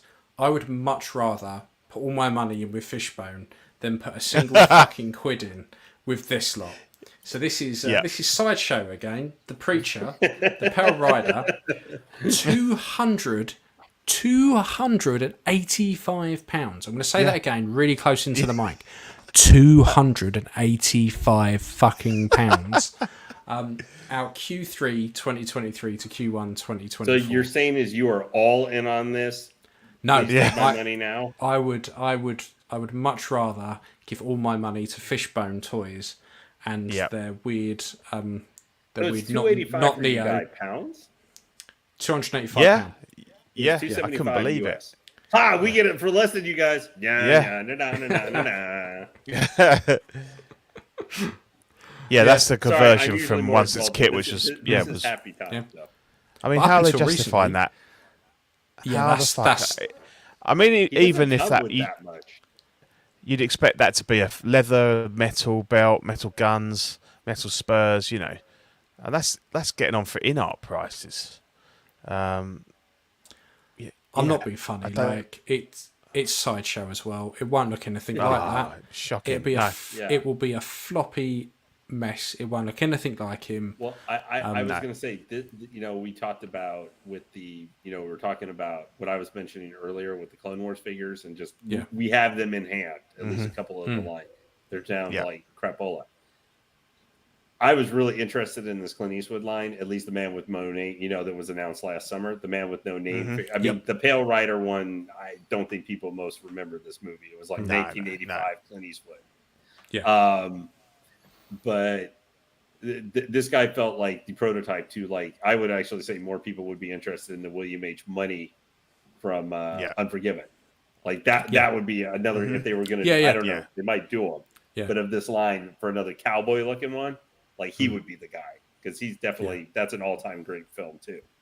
But this has me I'm super worried for this line, because I think I was really interested with that Man with No Name. That's like $270 or US or something. I'm guessing if you guys talked about it last summer. Just buy the Present Toys one. That's one I've ordered. Yeah. But because I think the body's going to be crap. I still think I get why these are a little bit more expensive. It's the Clint Eastwood likeness and all that stuff. I don't think I've looked at some clip. I don't think the likeness is like for all three. I don't really like the Harry Callahan one, the Dirty Harry one. No. But I like this one. I think kind of this one, like we talked about, Hot Toys seems to nail old white dudes really well. I think the facial sculpts for like the Man with No Name and this one actually look pretty. Now, it's prototype. If we're going off current track record, that means that this is going to be less Clint Eastwood and more, Michael J. Fox Clint Eastwood from Back to the Future. Not looking like or something like. Oh, hey, real quick, I wanted to mention to everybody in chat and to you guys, because I know you may not have any interest or something. But if you guys were considering on Sideshow, it had been posted up and stuff on Facebook that the Marty McFly, the Back to the Future one, has gone blue screen. That's because Savvy bought up all the stock and knocked him out for 150 quid the other night. But you can see where, like, I think this is actually, this is one I would, as much as we're Star Wars fans here and everything, I think in a more general sense, I really hope Sideshow, I don't expect it, but I hope in this Clint Eastwood line, they actually put time and effort to make sure. They may use some of theirs, but they make sure to just, I don't know, reinforce them or do some, put some extra effort, because as much as we're I think this is an important license that they have to do well, because I think if these Clint Eastwood ones just fail, which is unfortunately, I guess you guys might agree with me, if we had to put our money going for turning out great, failing, we would say we're going to be saying, and it's just going to be kind of depressing, because this might be the only way to, like, I'm sure we would all go, dude, if we saw Hot Toys, maybe not all of these, but you might go, dude, Hot Toys is doing a Clint Eastwood collection, or InArts is doing, even though they haven't put out a figure yet, you might be looking at or J&D, who's supposed to put out 6-scale, like one of those companies, which we have maybe a little bit of faith in right now. We're doing a Clint Eastwood collection. I think beyond anything else, it's just that. Look at that. What's up with that price? I mean, is £100 of that? $285 for you guys is insane. Yeah, I mean, it's £100 of that for the Clint Eastwood likeness. Because it's no way is that even a £200 figure. It's just I'd say if it was maybe $230 US, maybe $235, like a trooper. Maybe I'm not saying it would still for the quality of the body may end up being too much, but I'm saying for realistically, for these figures are going to be over $207. They just are, because that's where Sideshow is going to price like Hot Toys and some other things they're doing. At least they're not charging in our prices yet. But maybe I would say maybe 220, maybe 225. Like, just because you might be willing to buy it for that if you're a fan of one of these movies, or you guys like Clint Eastwood. Like, I think obviously the most popular is going to be the Man with No Name. Like, that's probably the one they're going to make and sell the most of. But because that's probably maybe, I think that's his most iconic character. You guys would maybe be willing to put the money out for that one. The problem they've got with that one is that there's the Snake Toys version and there's the Present Toys version. And I'd put my money with either of them. I've never even heard of Snake Toys, but I'd probably rather put my money with them than Sideshow. But I went with Present Toys because they've got a proven track record. Their stuff's been good. Yeah, Ryan's right. That base is crap, too. A lot of shit. Yeah, it is. Yes. I mean, that's like a 3-0 base when they shitty, actually get one. Plain hexagonal base that Sideshow's been knocking out for 20 years. It have tail? The why best don't one. They have some nice stuff? Say like Tail Rider, or the mount. Or I guess maybe have. Why doesn't it have? And maybe they'll add this. I don't know, or something. Still prototype, but why doesn't that say like? I don't know. Wouldn't you guys agree? Like Sideshow or not Sideshow, but Hot Toys always make sure whatever the show is or movie or whatever. They have that on the base. Shouldn't that say like Clint Eastwood Legacy Collection? This is how fucking stupid Sideshow is. So their Evil Dead 2 figure, the Evil Dead Ash, has that exact same base. It has Evil Dead 2 written on the base, but it's written on the underside of the base, so you can't see it. Yeah, this will be underneath as well. What? Yeah. Wait, huh? Yeah. I'm sorry if I look and sound confused here. I didn't collect maybe 6 scale at this time. Why would... Okay, I know you just said why. That's the stupidity of it, so I don't want to ask the question. But I'm just like, yeah. I mean, so I already had Ash come and bash me in the head earlier this year when Ass Williams came out.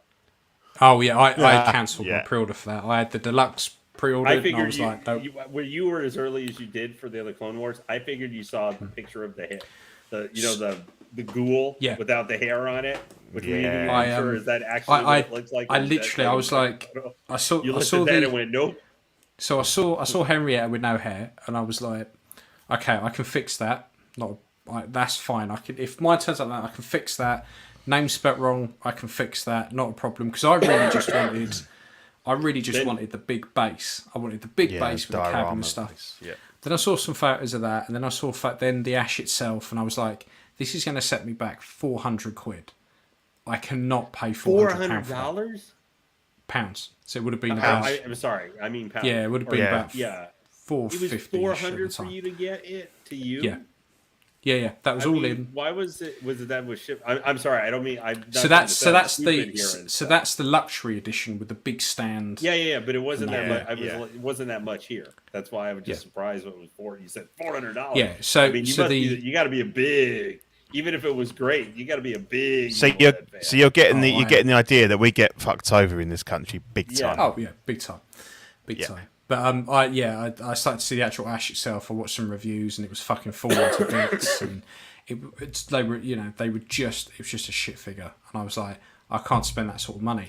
If I went for the standard edition, with just the Ash and a few other bits was about 180, 200 quid. So that weren't too bad. But that looked like crap.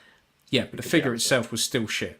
Like, the figure was still crap. And I thought it's a lot of my extra money to spend on a crap figure just to get this limited buy edition that cable instead base. And still find it better. Exactly. Yeah. Exactly. Yeah. So, but with this, like, it's Sideshow. They're just going to fuck us up. So what's the point? Like, they could literally show me pictures of every single figure I've ever wanted, and I wouldn't put a pre-order on any of them because they're all going to be shit. Definitely. Now, the flip side, if this does come out well, these figures come out well, that could be a nice surprise. Now, I give that a 5% chance, but exactly. I know. So guys, as you can probably say, Sideshow and me for 6 scale figures not on the exactly friends list with each other, but there's still. I'm not willing to completely write it off. Like the Clone Wars, we can write that off because now maybe even Yoda or something could come out fantastic because he's just a different alien thing or whatever. But the line is still screwed because, well, why would if Anakin and Obi-Wan are trash, which are probably two them and maybe Ahsoka are like kind of with Clone Wars, what you may associate the most. We talked about Ahsoka looked kind of and then the Clone Wars ones we know in hand pretty this much are adequate, maybe at best. I guess probably the best way to put it. Sorry. Anyway. Yeah. No, I get you. So that was Sideshow and their broken promises. Sad show. Yeah, that's sad show. And then we've got the Gaio Crutch Suit Gentleman, best name ever. So I love it. The rest of us, it's Bruce Wayne. I wasn't sure if this was this or it was supposed to be him as American Psycho for a minute, but I was like, oh no, I think this is kind of. I think this is what Christian Bale would look like if he was cast as Marty McFly in Back to the Future. Like just that middle shot of the head, you can just imagine him standing there, looking. Yeah, exactly, giving it the fucking look.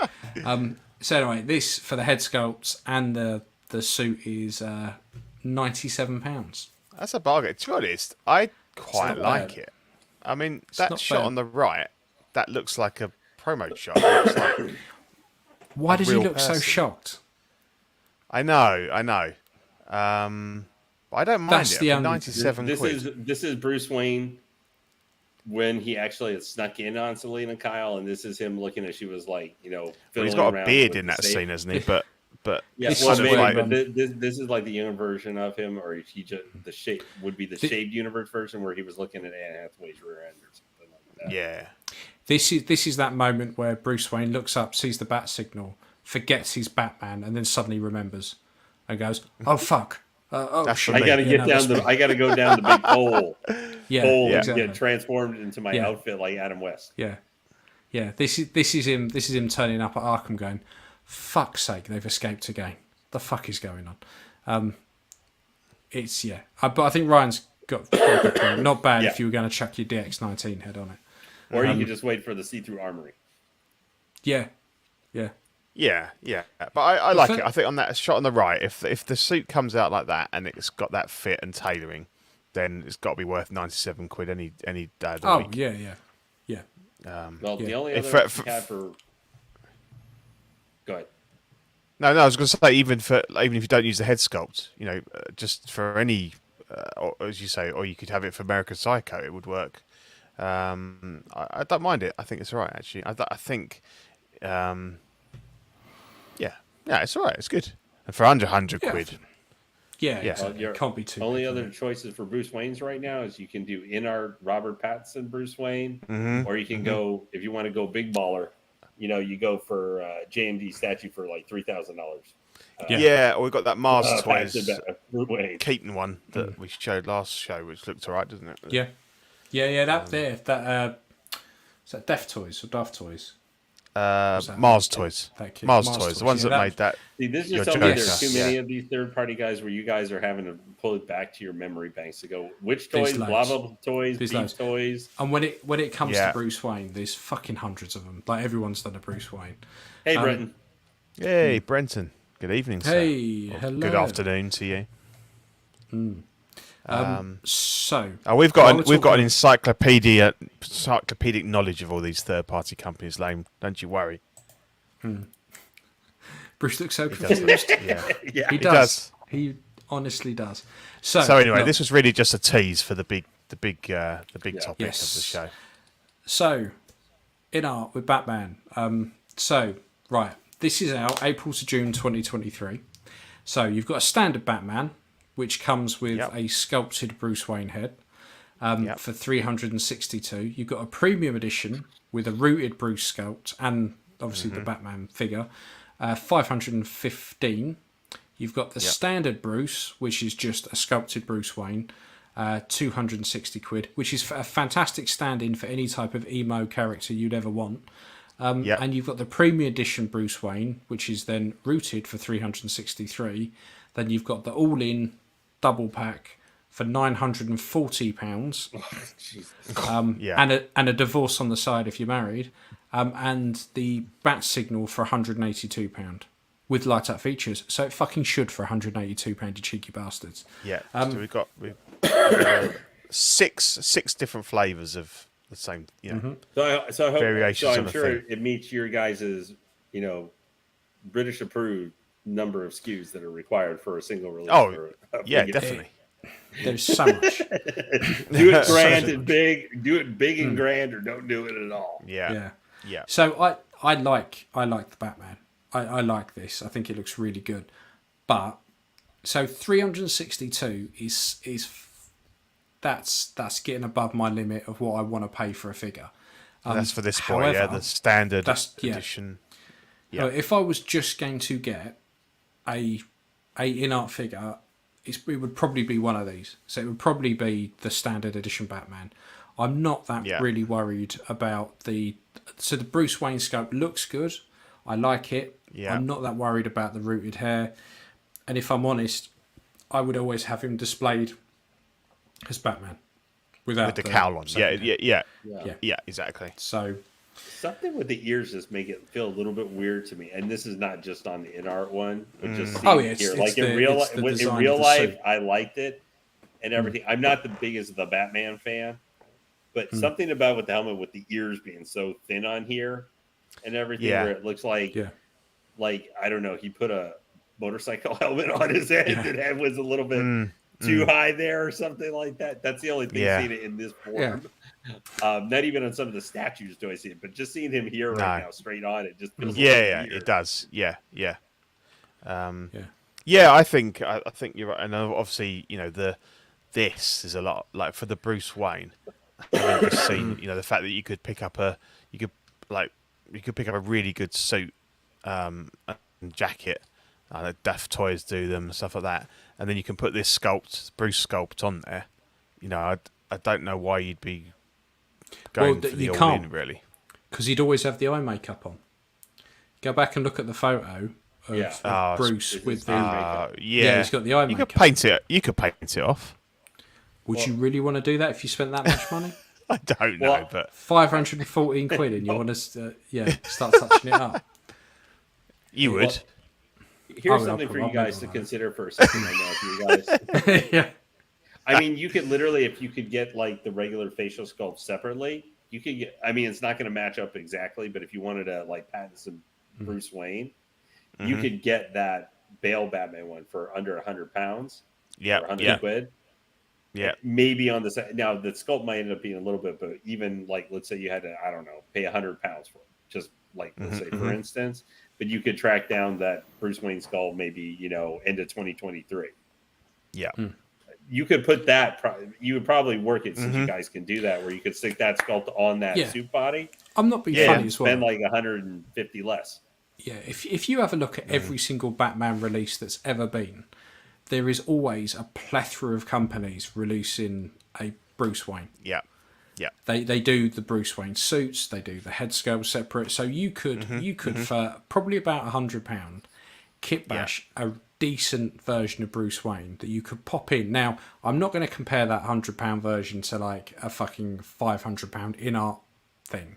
But has the counterpart Bruce Wayne, and you're mental if you think someone isn't going to recast these sculpts.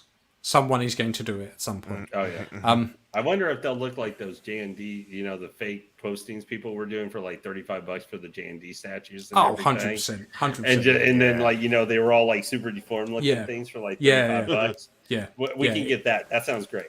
Yeah. I'm all in on that, guys. Let's all throw it together. We're gonna be drowning in fucking Bruce Waynes. Yeah. Like we ain't gonna be able to move for him. So I'm not so worried about the Bruce Wayne because we can sort that out. That's not a problem. So I'd just go for the standard. Kit basher Bruce Wayne. Job done. Job's a good one. I mean, they've just said they're doing the second film, so we know we're going to get more stuff. Yeah. I do give him credit, for how much of a stealthy bat ninja he is, since he managed to sneak into a Death Trooper's like locker and steal off their arm guards there. Since he's literally wearing the arm guards for a Death Trooper. Yeah. Yeah, that's the first thing I noticed actually when watching the movie. I looked and saw that. I'm like, where did he steal that from a Death Trooper? Death Trooper. Turns out Batman just raided a cosplayer's house. Just nicked him. And that's where he found those parts. Yeah. So let me ask you guys a question, and I've asked this on a couple other streams. This is like for a kind of a comparison thing. So if you could scoot over to the InArt All-In, so it's everything, the Bruce Wayne and everything, which is how much pound wise do you say it was? $9.49? Because I think that's about the same for most sites. $9.40. Yeah. Okay, so it's a couple other sites that I've looked at where I would order like the all in. It's about the same price in the US for there. Yeah. So comparing, so we've got the Bruce Wayne, the Batman, and the Batsuit. So because there's been a lot of debate going back and forth with this versus the Hot Toys one, which obviously has already been available for a little while for pre-order. Yeah. So this is where I get in some of the pricing for these figures, like you guys talking about. So this is going to put you in a little bit. You're going to have to put on your little what ends pat just a little bit. Yep. So if you guys were considering, I know you guys have said like I'm actually getting the InArt Joker, but I'm getting the base one. Like that was enough. I don't need the rooted hair or whatever. Yeah. So if you guys are like, I am going to get a 1/6 scale Robert Pattinson, obviously for this character, this version, it doesn't matter what media. 1/3 scale, the quarter scale, since Sideshow's got theirs coming, or 1/6. You have got so many options that your head almost can explode for trying to figure out what you should do in different price points. So this one is $949. So you guys are looking at now. It's not going to be exactly 1-for-1 the same thing. So if you guys are looking at this, then you have to look at the Hot Toys. Now I know you guys have owned Hot Toys, and we have to keep in mind this is going off the fact. I'm going off the fact that we've had some InArt figures come out. Like we're talking about the InArt, a couple InArt figures have come out. People have had in hand, or you guys have bought one or whatever, and they've been at least good. I mean, we don't know. I don't expect them to be junk, but we don't know. They could be Sideshow without we thinking about it. I highly, highly super doubt that, but that's like devil's advocate. So if you're comparing these two, we know InArt has put out a couple figures and they were at least good. Maybe they had an issue or here, two or there, but you knew if you were going to buy it, you would probably feel pretty comfortable. It's going to be a good product. So if you're having to choose between this, and I know you guys aren't necessarily going to go all in on this, or Brenton Shush, I'm a long-form question person. You would hate me if I was rating like your test. You better get ready for your test, young man, because it's going to be a long question. Or you're going to, if you look at the Hot Toys figure where you're looking at where you get the combo one, which is, the Batman. So Bruce Wayne is obviously the advantage for that one. But you get that Batman with that bat signal, what I think looks I think both bat signals look really good. And then you would get what I would call the all-in pack for Hot Toys, when you would be getting the bat cycle, which would be a vehicle. Yeah. And that all together, now this is, I don't know exactly what it would be pounds, but it's somewhere like between $815 and $825. Yeah. So US dollars. So it might be, I don't know, like we'll say $840, $845 for your guys, maybe $850. If you're having to look at what you get for each one of those, and you guys obviously know for collecting years, Hot Toys quality, that's a figure probably they're going to reasonably make sure they don't get wrong. Like that's when you get the extra time and effort into it. So you can get one's, in theory, $100 less than the other total price before shipping and tax and all that is included, or maybe $80 less or whatever. You have that kind of a quote 3-pack. That's the all-in pack versus this. How would you guys? And this is just for getting people to think. I'm sorry, and so what I'd say is one thing that no one ever talks about when they compare the Hot Toys version to this is Hot Toys track history. So name a figure that Hot Toys have done with a cape, particularly a Batman, that you haven't had to go out and spend an extra 40-50 quid getting a custom cape. Yeah, there isn't one. I would still point that it might still end up being less. Yeah, the 66 Batman. Yeah.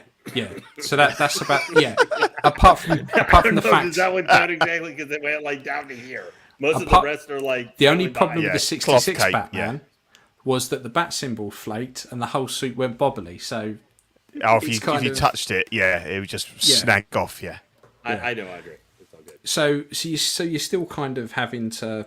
So with the Hot Toys, I'm fully expecting if I was to get the Hot Toys one, I'm having to upgrade the cape. There are going to be I'm going to have to take the fat suit off that they've decided to put on for whatever reason, because there's always going to be a fat suit somewhere. So I would expect with the Hot Toys that there's going to be a fair bit of fucking about to get it looking where it needs to be. And that's a standard Hot Toys thing. Like, and I do that with 99% of my toys that come from Hot Toys. If they're doing that, they're keeping a film accurate for Robert Pattinson anyway. If reports wouldn't be to be believed, make him look big and hulky like that. Yeah, I mean they had to pump up the suit. Yeah, I mean they've Hot Toys. It won't make it. It doesn't make any difference who it is. They will be putting a fat suit on. Yeah. To the detriment of the figure. So it's kind of like. it's kind of like, well, I don't know. I'd probably, if I'm honest, I would probably go. I'd take a punt on InArt, and I would just have the standard Batman, because I'm not bothered about a bat signal, and there'd be a third party version of that that's probably half the price knocking around somewhere, and I'm not overly bothered really about the Bruce Wayne, because you could have Batman or Krusty Millionaire Man. Like, I'd rather just have the Batman. So I'd probably go InArt on the basis that I wouldn't have to do anything with it. Yeah. So I'd probably go Hot Toys, just to because I think my view. I mean, I enjoyed the film.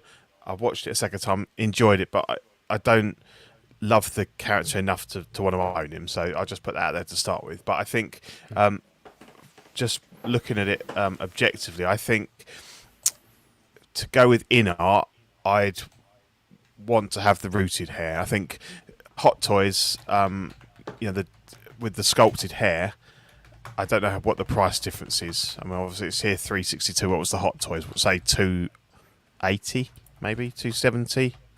It is a fair bit cheaper.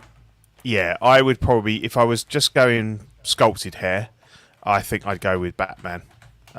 This is just a standalone figure. I'm not bothered about the bike or anything like that. So I think I would probably go Hot Toys. As Lane said, they're a proven, company, and if they're 95% as good as the InArt at 75% of the price, I'd be more than happy with the Hot Toys. But I think obviously where the InArt has the advantage is if you wanted to go with the rooted hair. But as you said, Ian, I wouldn't display him with the Bruce head ever. I don't think I'd want him with a cowl on, and it's only then a case of if you're not going for like the 2-pack, are you going to try and use that head somewhere else? But as you said, you can't really, because it's got the eye makeup on it. So it's a little bit of a waste, really. I don't know if they're going to give you that funny little box to sit it on, like they were with Pennywise.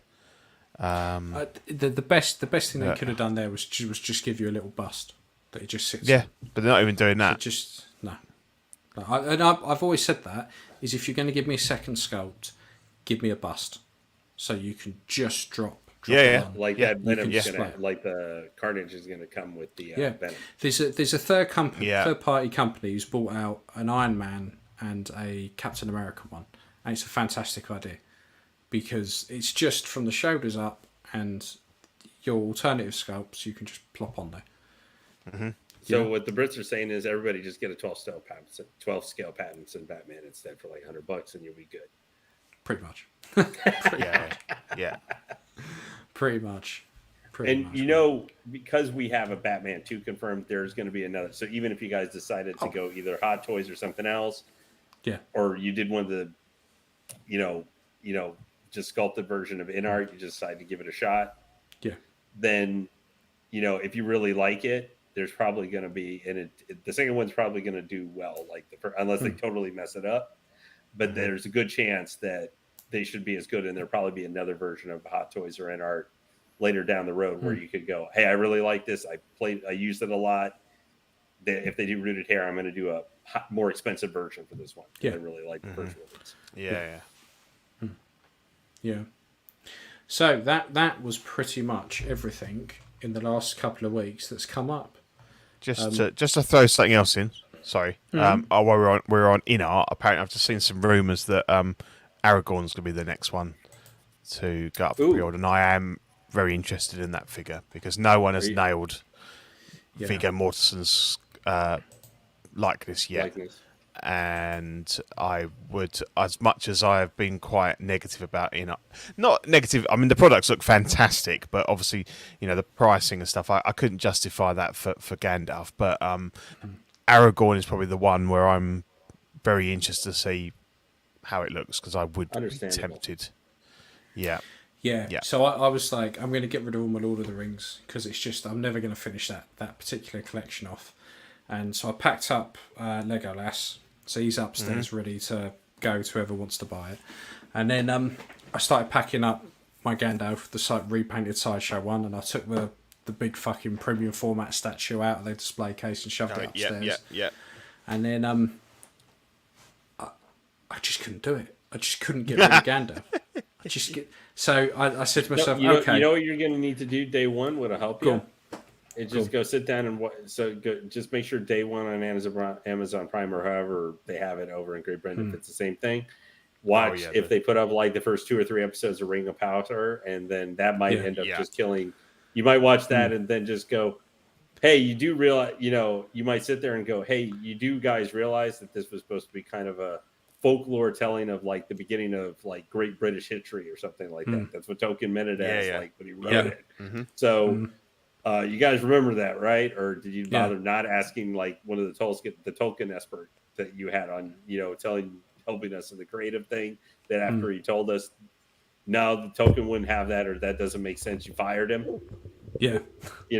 So you could watch that. That might be the final thing. It might help. Push you over the thing to get rid of them. It might help. Yeah. I just couldn't get rid of Gandalf, and I thought, well, do you know what? I'll leave it packed up.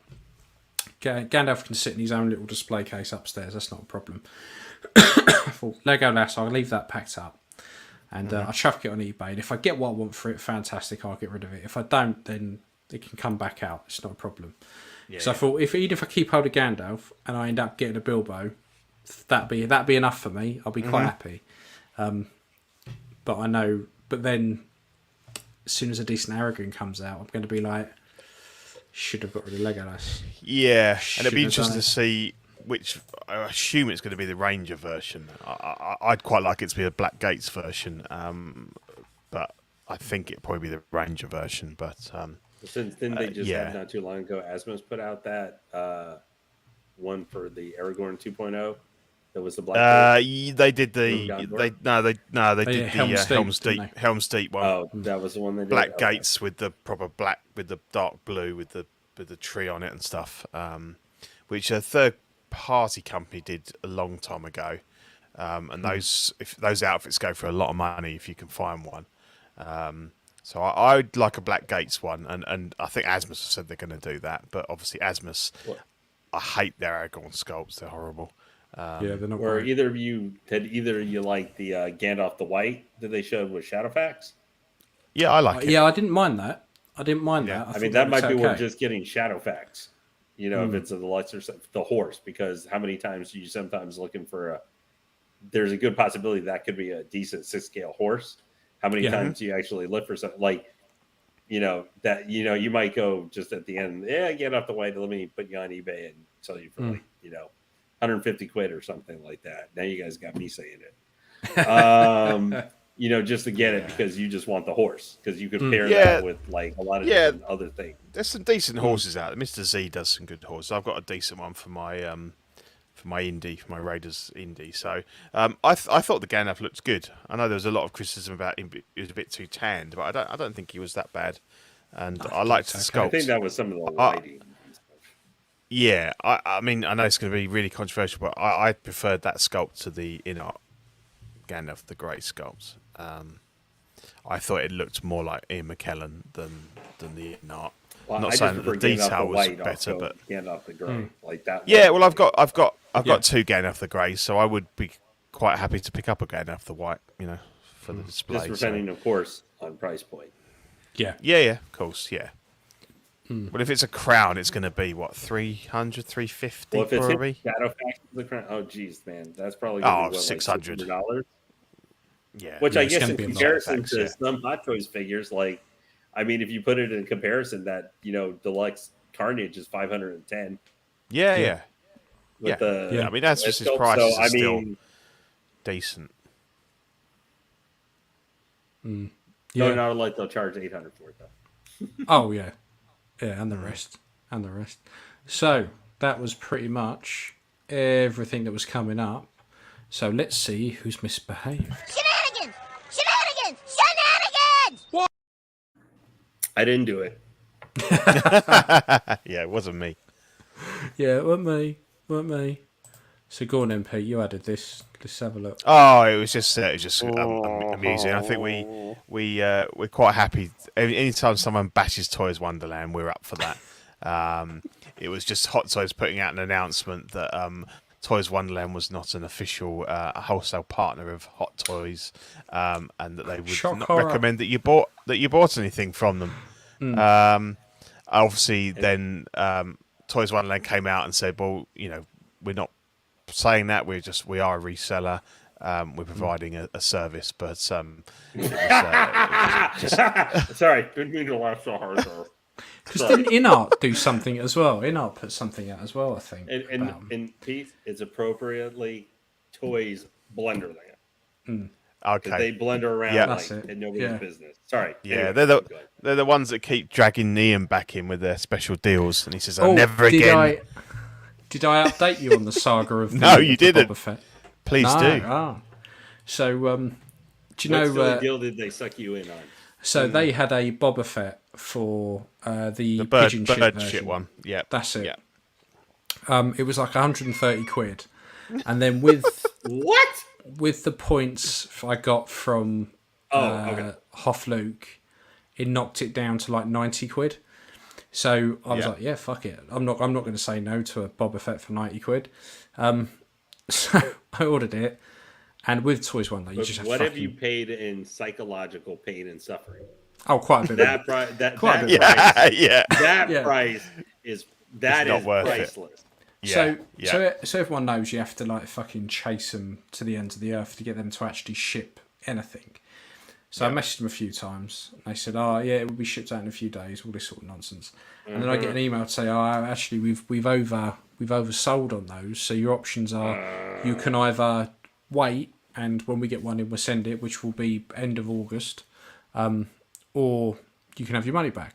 So I was like, "I'm in no hurry." I was like, "Yeah, I don't mind waiting until the end of August, but I'd like it if you'd upgrade the shipping, because you fucked up here, not me." And they went, "Okay, yeah, we'll just wait till the end of August." Just ignored the bit about the shipping. So I was like, fuck's sake. So I emailed her back and was like, "Can you confirm that you're going to update the shipping?"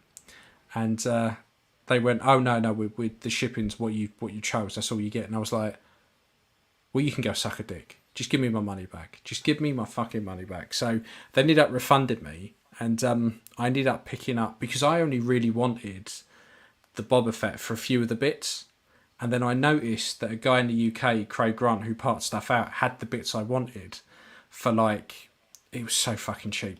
So I was like, I'll just fucking buy that, and then I'll do what I want with it. But it just went on and on and on and on for fucking ages. And then I noticed a few other people started posting on the groups that they'd ordered stuff from them and it just wasn't being shipped. And then they were getting emails saying, "Oh, we've oversold." And I was like, this just doesn't sound good. This does not sound good in the slightest. They just keep sinking that, they have their hole and they're just digging away. Yeah. Let's all dig a little deeper today. Yeah. All right, I don't know why I'm singing there, but Sarah Peter, I loved it. Sarah Peter. No, I've been told by Nate, don't sing anymore. Sarah Peter, I am going to make one suggestion. Is if you're able to head over to Ian's at some point, probably next week. I don't see any damage in his forehead, but you might want to go see if there's any bang-in damages in his computer desk region. Yeah. This has the sound of not head-hitting keyboard, because he doesn't want to break that. He might, I don't know, Ian might have a $150 gaming PC that's worth more than it does. It's a laptop. It's a laptop I stole. No. See, I know. I have one, but this is like a $40 or something like that keyboard. Yeah. But you might want to go check that, because Ian might be having still some concussion symptoms or something. Because if he ever says Toys Wonderland and I think I might order from them again, you have to do an intervention, sir. Oh, it would be a cold day in hell if I ever order from them again. I just despair whenever I hear it, but yeah. Yeah. It's just one of those things. I mean, they're Toys Blunderland. If anybody gets me like, "Why are you saying that?" or anything, I'm like, because it's what they are. We talk about Sideshow shooting themselves in the foot. They at least shoot themselves in the foot every once in a while with stuff. They've been having stuff like the charging you for shipping and then it's taking 3 weeks. That's one thing. These guys like that, that's one thing. That's pain in the butt. But you're going to get your stuff from Sideshow eventually. Yeah. These guys outright taking your money. I mean, I'm going by what you've said and everything. So I'm not going to say they're like this with everything. I'm not anything liable or anything like that.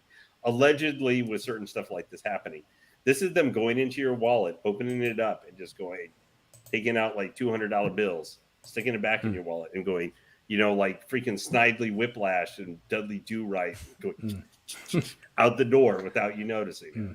To a lot of people, they're never. There's not a week goes by where something doesn't come up. They're always about, and it's always something, and it's never their fault. It's always a misunderstanding. It's always, it just didn't they just have supposedly, I guess, good announcements though with like Queen Studios or something recently? Well, I think someone from Queen said something naughty about them, and then they put a post out to say, "Oh, it was a big misunderstanding." We're doing an announcement of an announcement to be met by an announcement that nobody cares about. Yeah, exactly. And it's getting, but I've noticed lately there's a lot of companies who just put in statements out for no reason whatsoever. Like, they're just, like you say, announcements for announcement's sake. Like, it just... Yeah. I think I think I blame Shane for single-handedly keeping people interested in Toys Wonderland, because he does.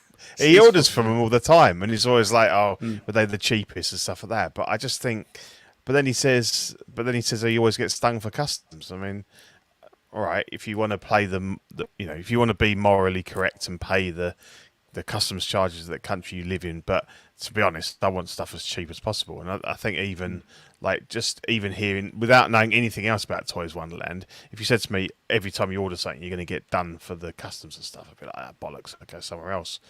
See, I never got anything for the Hoff Luke.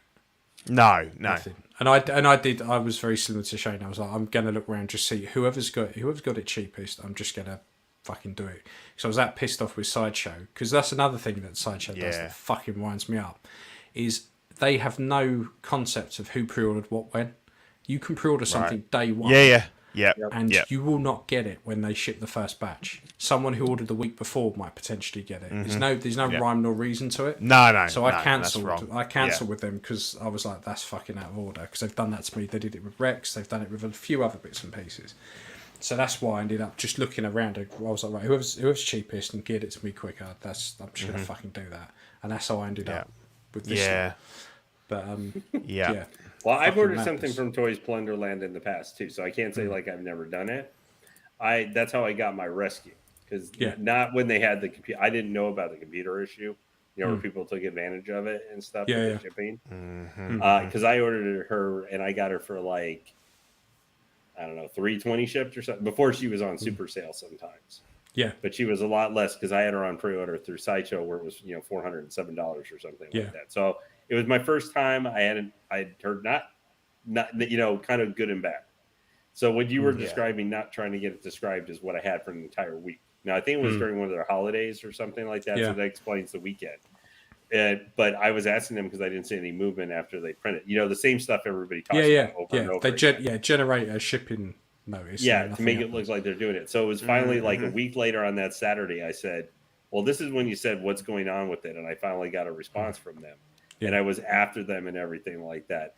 And it was really amazing how like 2 hours later, I suddenly had my package shipping. Like it was picked up and being shipped to me. And I'm like, okay. Yeah. So that's what I would tell anybody who's considering Toys Wonderland. That doesn't mean they're always bad. I don't want to say sometimes it's always bad. But there's a lot of, and guys, we always have to say, we've got to take, I mean, this is a little bit different.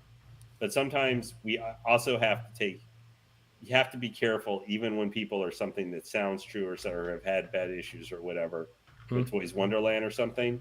Because there are people who just will take shots at things and talk about stuff too.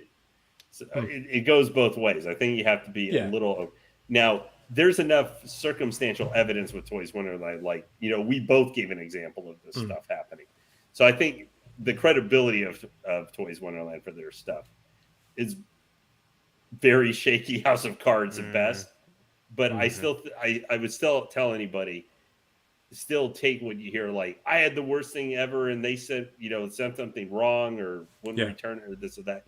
You have to be careful still about what you listen to. Now, if you're seeing like in a week 12 incidents or 10 incidents about similar figure or something like that, then that's a different story. But you still got to be careful sometimes what you listen to and everything like. But Toys Blunderland at the end of the day is probably, I think anytime you go for a reseller from anytime you do a reseller or anything for anything, like it doesn't matter where or what, you have to be a little bit careful. Now,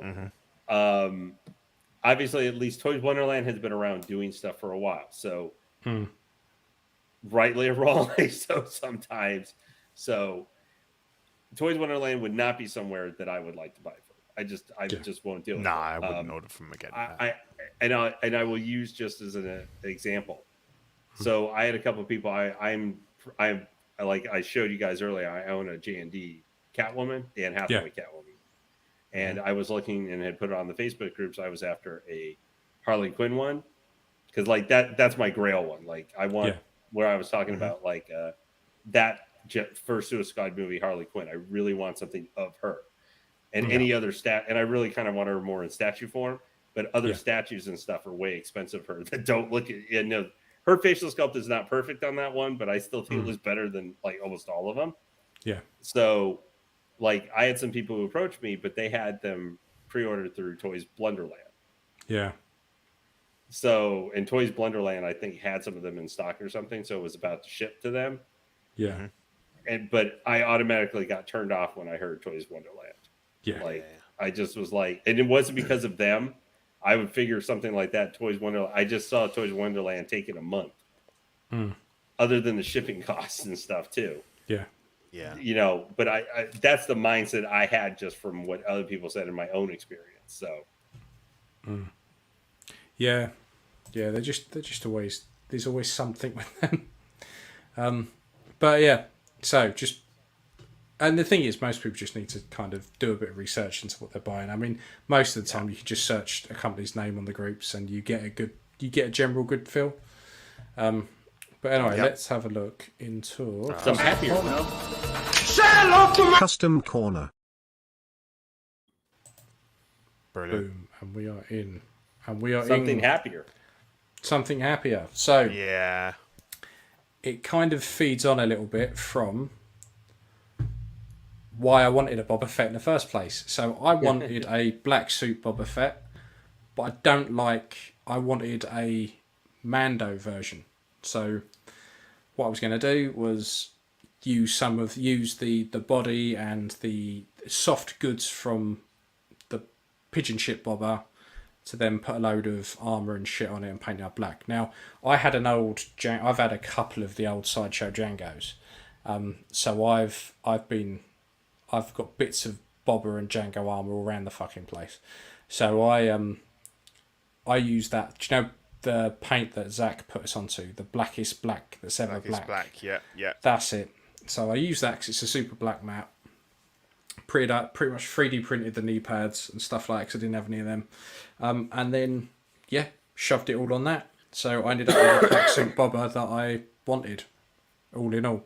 So I knocked that out, and then someone sent me through a Jack Torrance head sculpt paint. I'm not sure who sculpted it, but I just really like it, and actually it made me want to do a Jack Torrance. And I don't really like the Shining that much, but yeah, it's a really good Jack Nicholson sculpt.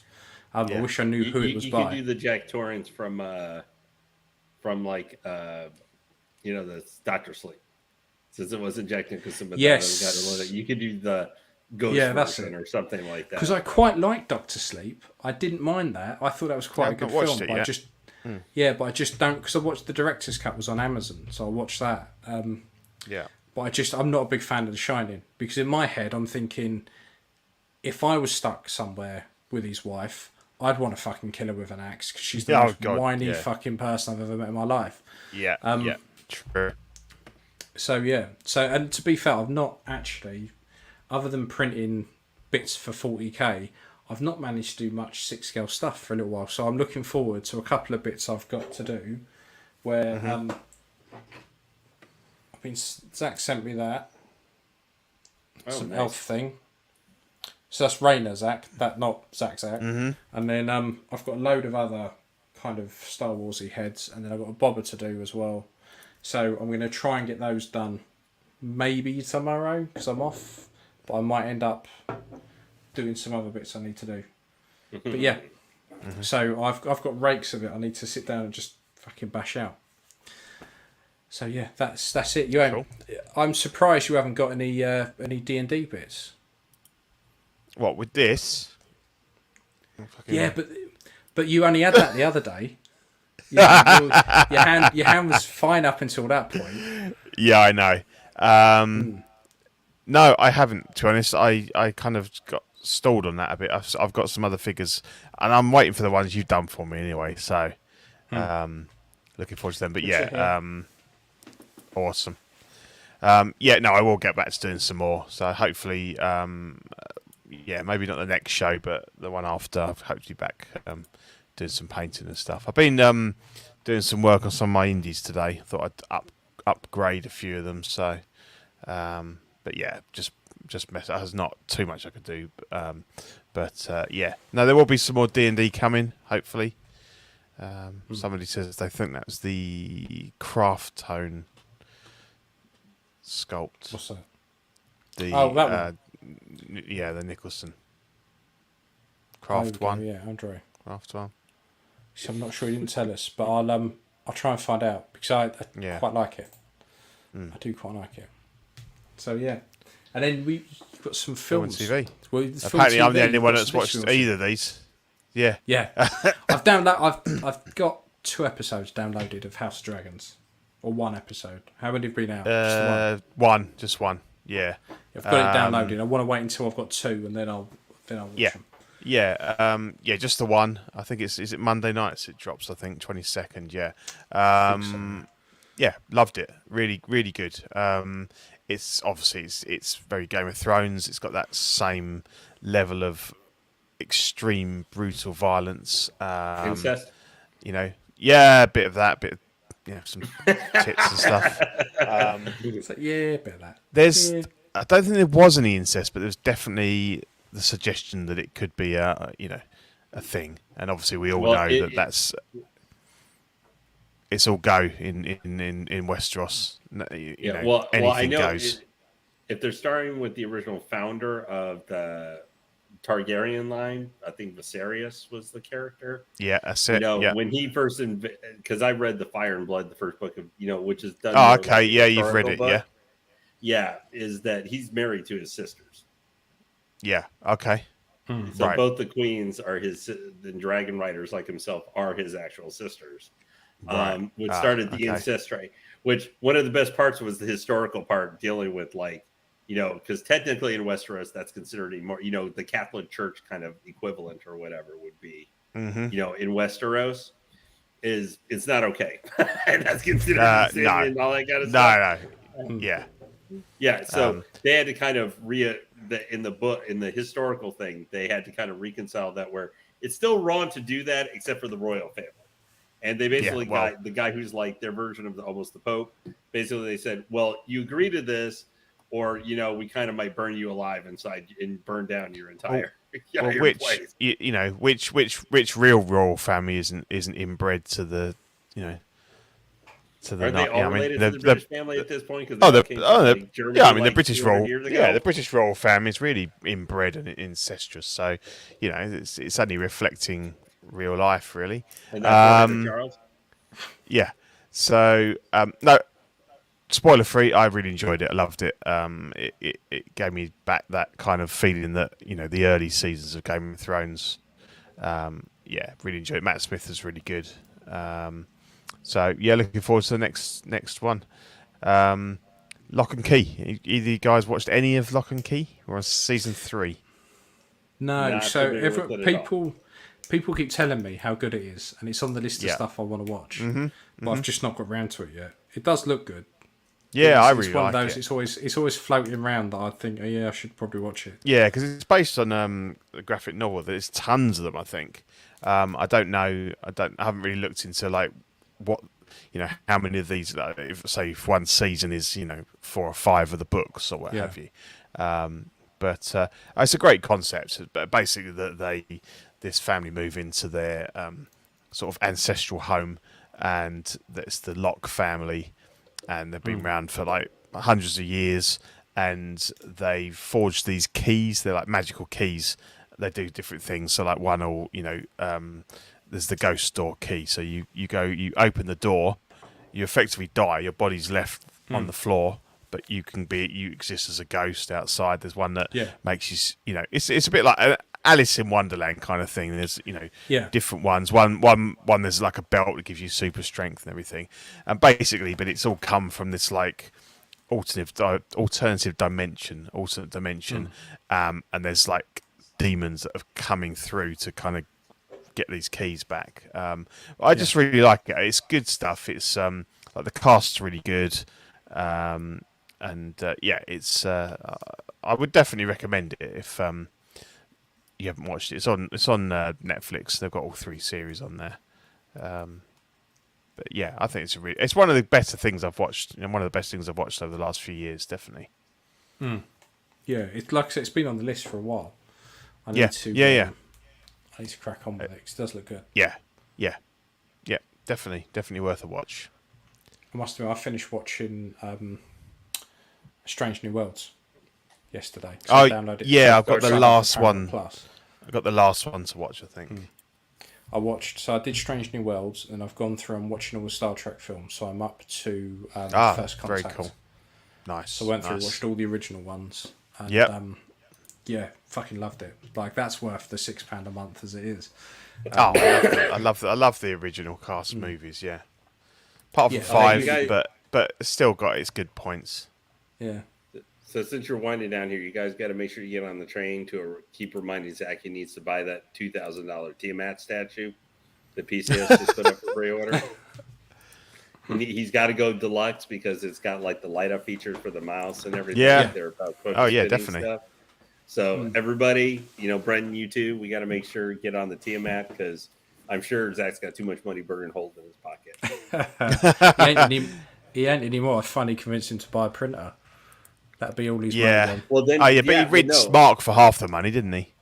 But I mean, then he can make little heroes to put in like around the statue and stuff like that. That is true. Yeah, there you go. True. That is true. And apparently the government's just given him a $4,000 check to pay for his student loan, so just use that. Yeah, that is very true. Have a bit of fun with it. Use it about as effectively as we did a lot of those other governments. Exactly. I love it. You were getting these. I don't know what did they call them?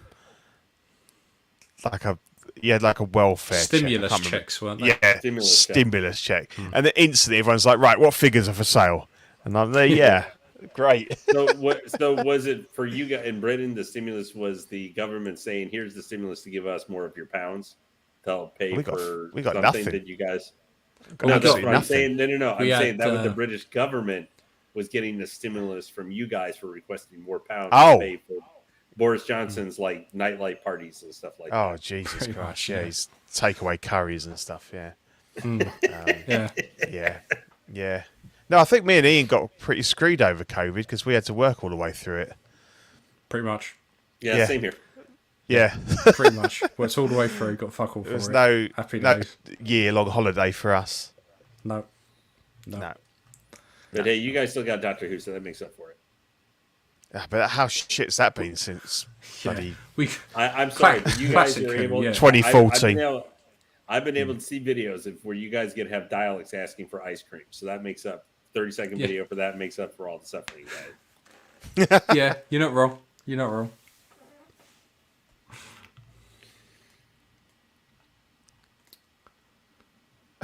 So you're going to read the names or anything, Pete, or are we just going to sit? No, I'm reading it. I'm reading Andre's comment. We got £150 recently, so we could spend it for getting wrecked by the energy prices coming. What, from your company? Who'd you get that from?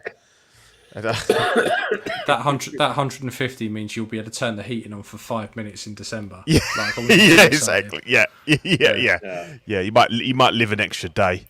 Yeah, exactly. But it's bloody ridiculous. I mean, it could be worse. You guys could be living in like Finland or something like that. That is true. You could be Arctic circling it. That is very, very true. Or I mean, you guys could be in like the northwest corner of Scotland. That is true. It could always be worse. We could be Scottish, so that is. Or you could be in Canada. You got it from the council. Which council's that, Andre? I have to move there. That's no. I mean, I know we're getting £400, aren't we, from the government, in six lots starting next month. Something like that. I mean, this is riveting for all the people that tuned in to look at Figure Talk and we're going, well, just awkward silences and, well, the government's given us this and we're so poor. Yeah, but what I'm saying is it's £400 to buy some figures. That is very true. I think we better wrap up, or we're going to have 3 people in chat here, like watching us here in about 30 seconds. Good point. Don't have a go at us, Lane. You've had an hour to the show. Just with that one question. Well, you guys answered it. It's not. Remember, it takes 2 to tango in a question. That's very true. That's very true. Yeah. No. Just joking. Okay. Yeah. So, the time of the show, we'll thank all our wonderful Patreon members who, in these hard times, you play a massive part in keeping this show going, because I think, along with everything else, the price of everything is going through the roof at the moment. No, apparently they're going to pay it into our bank accounts, but I'm not sure. Time to get out there and start picketing outside. Yeah. Anyway, give us our $250 price point for. Let's leave that. Let's leave that behind. Some of us want to go to bed, people. Let's wrap this up. Yeah. Right. Okay. Sean Fear, Ian Seavey, René Mendes, Eric Mariscal, Quinn Aguirre, King Louis, Mark Pearson, Paul Schreiber, James Colley, Equan, Chris Van Serena, Ben Thomas, Chris Leddy, David Jones, Sam Gist, Dominator, Gerald Brader, Thomas Clark, Danny Lee, Deanie Martin, Stephen Corrett, Big Fern, King Zach, Caesar American, Mark Phillips, Lisa Martin Mamonsky, Rick De Gregorio, John the Everyday Collector, Ricardo Valdez, Jose CZ, Owen Asusina, The Illustrious Rainer, Alid Morgan, Takar Wah, Derek Bezinski, Pablo Meza, Carlos Saavedra, Matt Clevenger, Seth Tucker, CC3PO, Scott Smith, Don Maton, Jimmy James, Stephen Purchase, Sean Yahtzee, Scott Bradley, Stephen Rhea Stanley, Eddie Manzanares, Louis Bennett, Chip Perrin, Jimmy Hernandez, Gigi the Judgmental, and Brenton Palmer. Do we have the sounds, or should I do it myself? Do it yourself, it's more fun. There you go. Brilliant. Perfect. Love it. Absolutely perfect. Yeah. So, if you want to join Patreon, we've got 3 tiers. We've got Sweet Angel, $5 a month, which gets you a sticker sent straight to your door, as well as access to Ox After Dark replay. Certified Crispy, $15 a month, gives you official Certified Crispy certificate on the first pledge. Figure Fixes by Zach, and I don't know if he's ever done any, to be honest. I think that's all a bit of bluff, but yeah. Anyway, and the benefits of the previous tier, and the Super Deluxe all-in tier, the $25 a month. What a guy! Gets you the exclusive Pog Deluxe set on first pledge, doubles all the stickers we send, so gifts, birthday and Christmas gifts for your friends and family, and all the benefits of the previous tier. We have got. Zach's not going to like me to say this, but we kind of skipped August, really, didn't we? Because we didn't have a show, so it didn't really affect us. But there was some stuff in August, so we're going for September now, as it's September next week. So yeah, 2 great stickers. So we've got the 2,000 subscribers sticker with the confetti, which is pretty cool. Another big milestone for the network, and the Live and Let Dice. I suppose a dice-shaped sticker. Pretty cool for the Dungeons and Dragons. YouTube channel members, we've got Mojo Z78, Absolute Irwin, Test Just 1, DK Avenger 702, OMFG, Rick, S-Beam, Andreas, IB, Dominator, Sam Gist, Thomas Clark, Benjamin Hanson, Chris V, Big Old Fern, OG Fan, the Penricas, Mark Pearson, Ben Thomas, Paul Schreiber, Andrew Guillo, CC3PO, Lima Hernandez, Carlito, CT603, Eddie Mendez, Luke Fredericks, and Sia Dreams. Thanks for your support there. If you want to become a YouTube supporter, if you're a Patreon, it is 99 cents a month. It gets you loyalty badges, emojis, and shout-outs on the show. Or if you're not on the Patreon, you can still join the Peanut Gallery for $2.99 a month, and you get the same as the Patreon members. Collecting weekly T-shirts, loads of cool stuff on there. OFAC, a couple of OFAC ones. Have a look at them if you want some merch. And what I'll do is I'll pop the look at that, what a legend. Look at that. Super Thank chat you from very Lane. much, you beautiful man. Yeah. Baldy man, yes. Beautiful man, not Well, you're in good company. If you're balding, you're in good company, mate. It's all fine. Well, I know Pete is the David Beckham of us right now. Not really. Got that full head of hair. It's a wig. Well, you say that there is a little bald spot on the back here, but from front on, it still looks like I've got some hair, I can only go with the picture I got in front of me, so. Yeah. Okay. Cool. He can't go out in a breeze. If he goes out in a breeze, it'll fly. Oh, it's like That's what happened to me. Yeah. Oh, a wig. Yeah. Yeah, so he's like Donald Trump in there? Gotcha. Yeah. He can't it's on wind his my own windows for down now, his